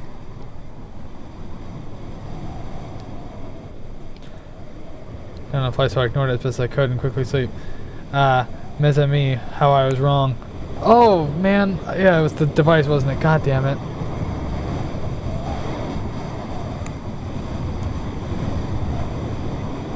Tell me about Toronto. You might be interested to know that Ottawa can be reached by Toronto by a local hire car, but the fare is expensive. Okay. It's not... My prosperity work, okay. I don't even know if we're going to New York, so don't worry about that. Maybe, we'll see. So I feel like Quebec would... And then if we can take off from there, that'd be better. And found my web host. Not the first time I had woken in such a manner. Oh, man.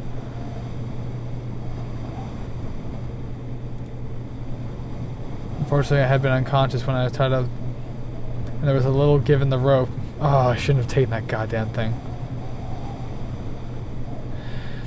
The compartment door slid open, admitting a tall, imposing woman in her prime. I am Winona Fire Thunder of the Oglala Lakota tribe. She threw the mysterious device, now utterly quiescent, at my feet. And you are whiskey traders, come to open a new market, aren't you? We're no tradesmen, but gentlemen. I tried to give her a haughty look. Not an easy feat in bondage, Miss me, but needs must when the devil ties one up, as they say. Her face remained unmoved. Then why do you have one of our stolen signal devices? That's how we tracked you down. How did? Bets I should never picked up the damn thing unlimited. On that we agree, Madam Fire Thunder huffed. Anyway, save your breath for the council. They're the ones who will decide your fate.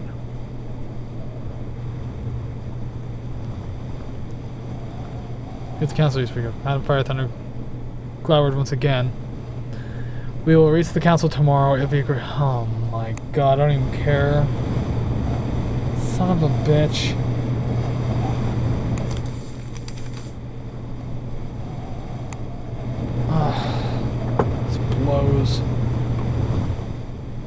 Madam Fire Thunder dragged us from the cabin late in the afternoon. We have reached our destination, she said gruffly. I looked out at the observation windows and saw nothing but clouds. The woman laughed as we gained altitude. Look closer. Sure, I was still dreaming, but the wondrous vision was still there when my eyes opened. Before you is Kawaka Uthunwe? All these names. The floating village. The clouds resolved themselves into vast strips of silk painted of molted blue and white to camouflage the floating village from observation from below. I saw vast engines churning behind the camouflage, balloons and sails in every shape and size and color, straining to keep the massive bulk afloat. The largest were 4 engines beneath the central mast, clearly the main propulsion system of the entire settlement. But that was not the most astonishing thing. As we drew closer, I realized it was no singular floating village, but rather made up of churning living mass of airships and interlinked and docked together around the central mass. It was an ever-changing tumult of settlement floating improbably amongst the clouds.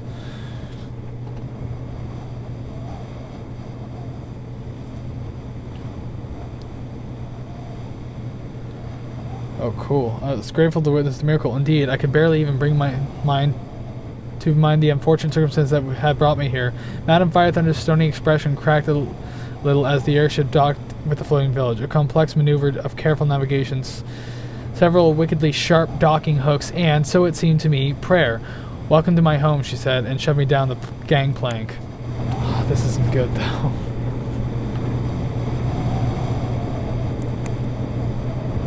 Close shave. Thank you.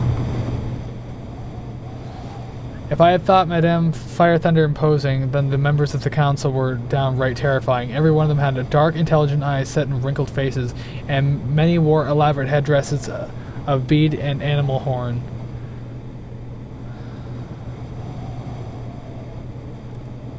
They introduced themselves gravely. Then there were 10 members of the council in total. 5 from oh god, I know how to pronounce that one too. Oh, I'm not going to try it though. 2 Algonquins and 1 Iroquois. Sweet and see you. No, there's. I know that one. I fucking know it. 1 Cree and 1 forlorn temporary member who seemed to represent miscellaneous others, though they put in their fancier terms. They were the whiskey traders, Madam Fire Thunder announced, pushing us before assembled councils. I found them as I promised I would.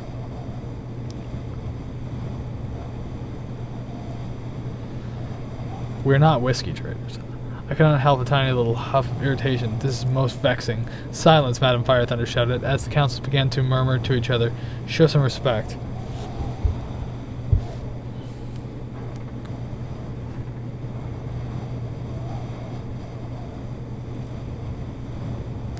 And it seemed improbable to even my own ears. I stuttered to the end of my tale and looked around at the impassive faces of the council.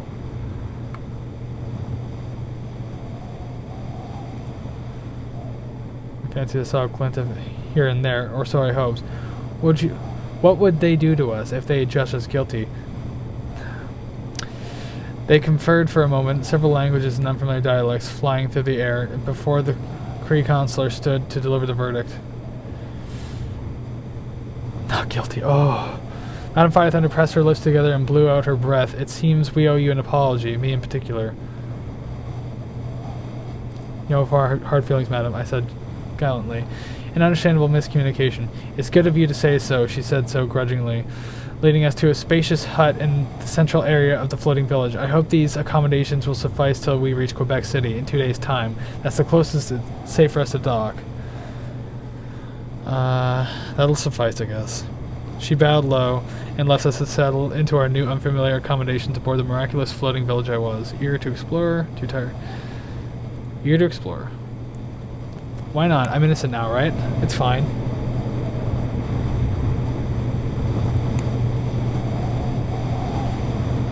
Well then. Okay, Quebec City then. Tell me about Quebec.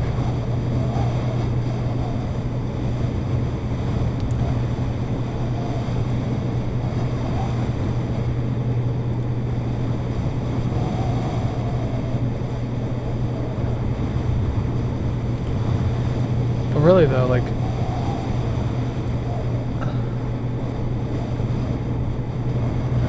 Goodbye. I'm not even going that way anymore anyway. Gee, oh my god, it goes all the way up. Jesus. Okay. Madam Fire Thunder offers to take us on a tour of the floating village, but I decided to stay in the hut with Master Fog. The council to placate me. How am I going? Oh, I need another break soon, man. It's been another hour. It's very kind of you to offer. Least I could do. The woman mentioned at me to follow her as she spoke. Monsieur Fogg, alas, declined to accompany us. This is the central reservation, where we grow some of the food required to feed our population. Most of the important landmarks, too. The council house, the rainwater reservoir. Many members of the Sioux tribe. Is it just Sioux? The Sioux tribes? Because that feels like it's familiar. The Sioux tribes live here, as well as honored guests such as yourself. Are you self-sustaining? I asked, looking around eagerly. Not quite, she admitted, but the temporary settlements on the outskirts, the pointed to the outlines of the airships and balloons docked together in the distance, often break away to trade and return with new supplies and skills.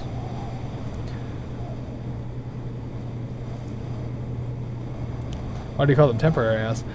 They look as though they've been part of the village for some time. To my surprise, Madame Fire Thunder blushed. You're right. The council thinks that the central reservation is the most important part of the village, but everyone is necessary to us. I returned to Monsieur Fogg late in the day, my head rattling with Madame Fire Thunder's words, and thinking of all the interlocking pieces that built a community. Neat floating villages. Oh, I could have done more for my monsieur. The floating village actually stopped a fair distance away from Quebec. A lone airship detached with a mechanical grind and sailed grandly towards the city's airship dock. Let's see. We've gone ahead with that airship, I remarked with some asperity. We are making sure it's safe, Madame Fire Thunder said seriously, eyes tracking the airship's progress. They'll signal to us to approach. You seem nervous. I followed the airship along with her. Anxiousness was catching, so it seemed. Yes, she tensed even further. The northwest is unsettled. There are rumors of a Cree and Assiniboine rebellion. Sorry again if I butchered that. And I hear Louis Riel is up to his old tricks as well. Stirring up the Métis? The council thinks it may come to war with the government. Can you not negotiate? What do we have that the government wants? And besides, her face twisted in a grimace, they have the tame Indians in the Blackfoot Confederacy. They don't need any more. Just then, a flare went up over Quebec City. It was safe to approach. Good. Madam Fire Thunder watched over us until we disembarked, waving us off aboard a smaller ship with a smile. We landed shortly afterwards. And a First Nations woman in a red-jacketed uniform in the Northwest Canadian Mounted Police checked our papers and ushered us into the hangar, declaring, "Welcome to Quebec, gentlemen." Day 60, Monsieur Fogg murmured that night in his sleep, and still some distance yet to travel. But hey, we got 20 days. We're in Quebec. That's not bad. That's not bad. We have 19 days. We have 18 days. Shit, that went fast. Okay. Oh god, there's nowhere to go from here. Can I zoom out real quick? Okay, there's that. Port Delgado. Hopefully I can get there from here. Okay. That's my only hope at this point. Okay. Let's sell some shit. Here in Ottawa. Here and in Ottawa.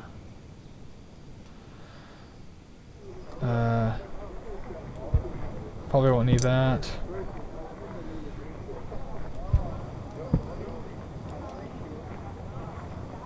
Leather gloves, open road set, gentleman's wardrobe. Just in case. Okay, that's fine. Now, let's explore quickly.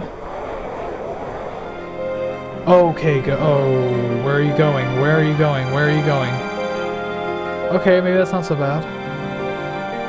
That's actually even better than my plan was. Unlike Paris, which was bisected by the Seine, Quebec sprawled over the north bank of the St. Lawrence River, and mais ami, there's something about a city on a river that fills me with yearning, and hearing French, even a strange, lilting sort of French, spoken all about me did not help in the least. Let's see.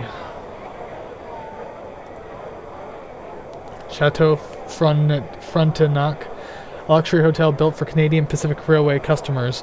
It was built over the old chateau. Alas, we were not staying in the... it was built over the old chateau. Alas, we were not staying in its presence. A pretty sight, especially as evening fell. And the gas lamps were lit by the scurry bellhops and the brass buttons gleaming over the pristine uniforms. Monsieur Fogg insisted I take a cup of tea with him, though I had barely placed the cup on my lips when he snapped on his ledger. Very good. Passe east? Yeah, can we go now, though? I mean, like, we probably shouldn't. That's a $19 trip. Arrives tomorrow, and that one arrives Tuesday.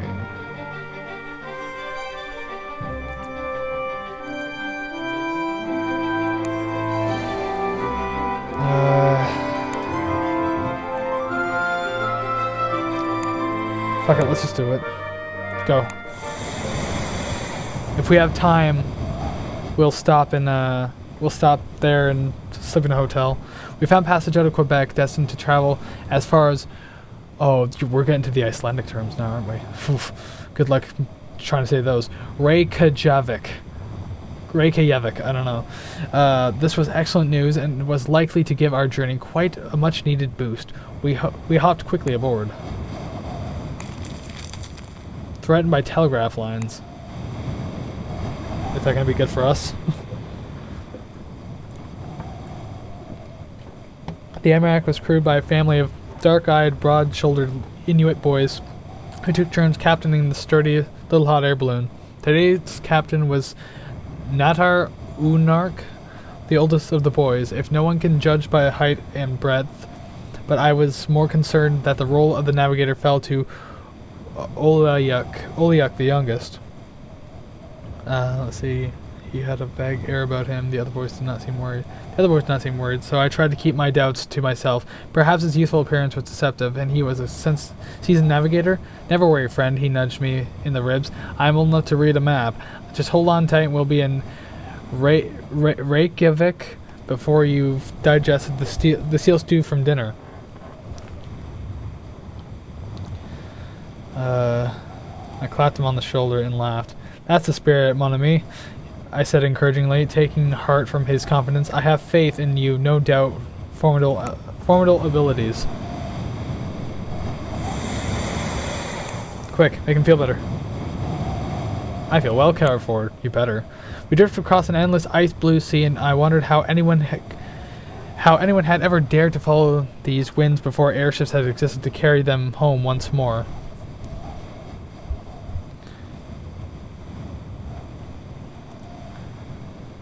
This part of the world was barren as any desert, and yet still here were people not only willing but happy to make it their own. Is it tenacity to live a full life in the place of your birth, or does it arise solely from the lack of choices? Is it your decisions that determine who we are, or our circumstances? I gazed at the gathering horizon with impatience. Up there in the icy skies, so far removed from the body of humanity, I could not tell. Oh, shit, wait, oh, I could have given him a mustache combing. My confidence in Olyuk's abilities were well founded, for at the dawn we sailed over the very tip of Greenland, right on schedule. I looked over the frozen landscape. I stayed warm and comfortable below. Having no desire to face the biting wind for a glimpse of featureless frozen land. A meal and a cramped game of whist in our cabin later, we heard the captain sound the call. Reykjavik, whatever, was in our sights. The city was rising up over the bright blue sweep of the bay. And we're there. Yeah, I guess we will have to, huh?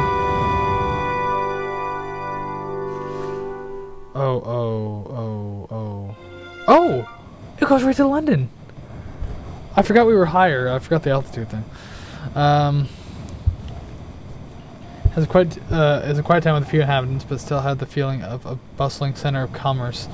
The flag of the kingdom deckmart fluttered above the trade hall. Yeah, let's do that. Claim this place an outpost, but of all the outposts, colonies, and adjuncts of great nations we had seen, it seemed to be the most comfortable in its skin. Natural hot springs. We tried out in an open area behind a fine fish market. Monsieur Fogg sat at one end and myself at the other, and we breathed in gulps of steam with a deep, satisfying sigh.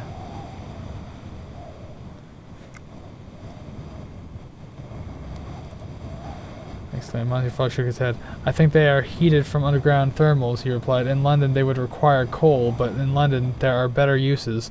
I do believe it was the first time I heard him say, even in a roundabout fashion, that any place had its own elements of value. Okay. Well, let's go home then. I guess we're going home. Fucking finally. If there's no fucking further thing, I'm gonna beat this game in like well time. Oh my god. We passed an anxious night with our 80-day deadline looming. Every sunset seemed to carry extra weight. We made ourselves comfortable at night for the night and 3 hours polishing shoes in the lobby. Make a little more money. So now we have to go to London. Embark. Sure, why not? It's fine, let's go. The Silver Seal was a Gaelic imported from the Ottoman Empire. We loaded up. And strapped ourselves in for the launch. Adventurer Fogg expected back shortly. Hell yes. Once the ocean tore along beneath us, I enjoyed talking to no one. There was nothing I needed to know, no one to charm, flatter, or beguile into giving us aid. There was only the wind and the time, and we could control neither. Passez, my master demanded. Make us go faster if you would. Oh my god. I approached the captain. Faster, you say? It can be done, but it would destroy the engines. We want no risk, no danger. Then I promise you we will be in London 2 more days. That's fine. We have plenty of time. I don't care if he hates me now. Here. Get into London healthy. Looked at the Monsieur Fogg looked out the observation deck windows with a perfect calm, and there was no reason to be concerned. We were safely within our 80-day window. I could not wait to stride into the Reform Club and claim our prize. I spent the remaining time watching every possible danger. But nothing broke the peacefulness of our day.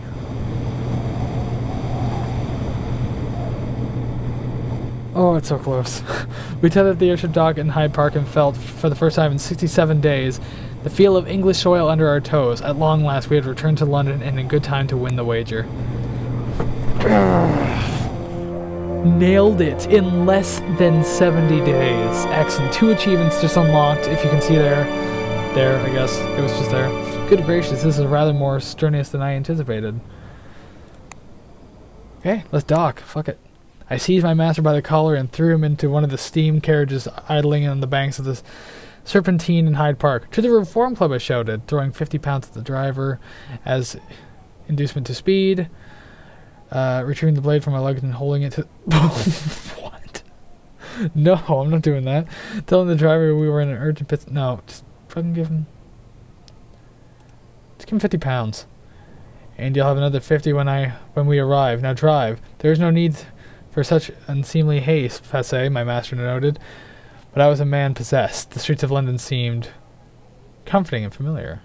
As they flashed past my well-traveled eyes, the carriages were mostly horse-drawn, and gas lamps rather than electricity lit our way as we raced down Pall Mall. The carriage barely shuddered to a steam-hissing stop before I dragged my master from his seat and up the steps into the imposing doors of the Reform Club. I released him only when we reached the great saloon, where... My master's Ursworth friends stood from their chairs, gaping in attitude of great shock. Monsieur Fogg only straightened a little and said in a calm voice, "Gentlemen, here I am." The room erupted into cheers. Where had the crowd come from? I staggered to the nearest chair and collapsed heavily into it, my hands shaking. I realized, as though a spell had suddenly broken, that my master had won his wager. We had succeeded, and my master had won £20,000. With the 4,000 we began with, the debt built up from our banks along the way and our remaining funds. It was a profit of over 18,000, hardly a meager sum. My heart began to beat again, and I saw for the first time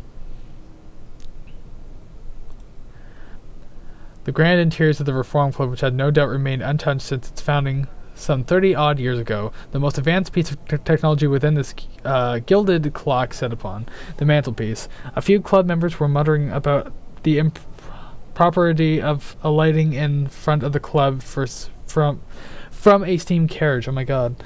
I pushed my way through to Monsieur Fogg, who had been nearly swallowed by congratulatory crowds. "You have won the bet, monsieur," I told him, and seized his hand and shook it. As we were two equals and not merely a master and servant. Monsieur Fogg pressed my hand warmly, and I did not remark, even once, upon the impropriety of my gesture.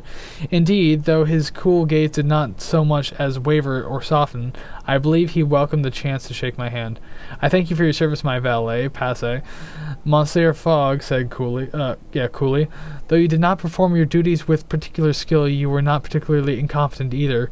Steady mediocrity..." Really? I didn't do my duties with skill? Oh, because he's not feeling well right now. Is a quality I admire in a servant. With Monsieur Fogg, one had to take one's compliments as they came. Mr. Fogg, one of the journalists in the crowd cried, interrupting our conversation. "What's next for the great adventurer Phileas Fogg and his loyal valet Passe?" My master looked at me. I returned a glance. I always wondered what was at the center of the earth. I looked around at the faces of the assembled crowd and quirked an eyebrow. "Anyone care to make a wager?" "Oh, please don't." Mr. Fogg refrained from rolling his eyes. "I believe," he said with great deliberation, "that tonight I will have a supper and go to bed. Come, Passe, it grows late." "Yes, Monsieur Fogg." I said and followed. "Your journey around the world is complete. There you go."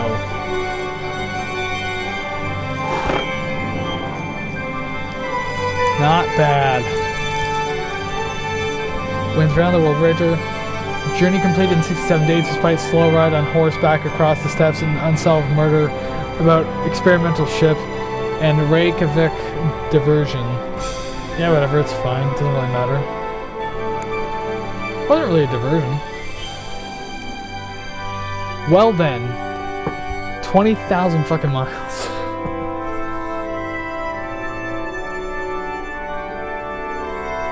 Look at all those stats. By unknown. I'm polished, manner, flamboyant, valeting, sound. Relations fog, comfortable. Well, there you go. That's it.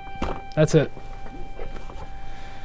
I beat it in just under 3.5 hours. Excellent.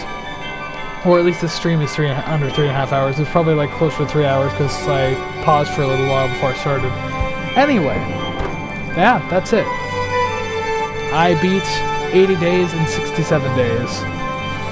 I'm sure other people have done better, but I'm quite proud of myself considering my first playthrough was 88 days. I actually lost, but I was a very good valet, and my dude there, like Mr. Fogg, was all like, hey, why don't we do it again? And I was like, yeah, sure, why not? So yeah, that was my whole thing. We'll continue what happens now. Search you right back in London. Okay, well this is exactly where we finished. I mean, started. And this is where we're going to finish. Thank you very much for watching the stream. If you did, I sure hope you enjoyed it. If you did, make sure you hit like, subscribe, comment, share. All four of those things really do help the channel. I really want to get back into streaming again. Hopefully it's not going to be like late night streaming like this is. This is just goddamn ridiculous. I honestly don't mean it to be this late. Sorry, I just had to check something on my phone there. I want to get back into earlier streaming. Obviously bigger audiences and stuff like that. So hey, hopefully that'll happen real soon. And also just check out the channel for other things, obviously. There's patreon.com/excessivederp if you want to support the channel financially. That's completely optional, but the option's always there. And there's of course obviously tpublic.com/user/excessivederp. If you want shirts that look like this but not so badly green screened, obviously you can see the blackness in the letters here. It doesn't actually look like that. If you go into TeePublic, you'll actually see what they look like. It looks better. Actually, the logo's literally above my head here. You can see it. That's what it looks like on the shirt, but it looks like shit here because for some reason it thinks it's a green color, but it's not. I don't know. Oh yeah, I actually got good green screen for once. Isn't that fantastic? Look at that. Great, I have a new green screen. So yeah, thank you very much for watching. I hope you come back to the next live stream. I hope you tune in for the next one. And also just all the other episodes happening on the channel. And you have yourself a fantastic night. I will see you again real soon. Take it easy. See you later. I botched it.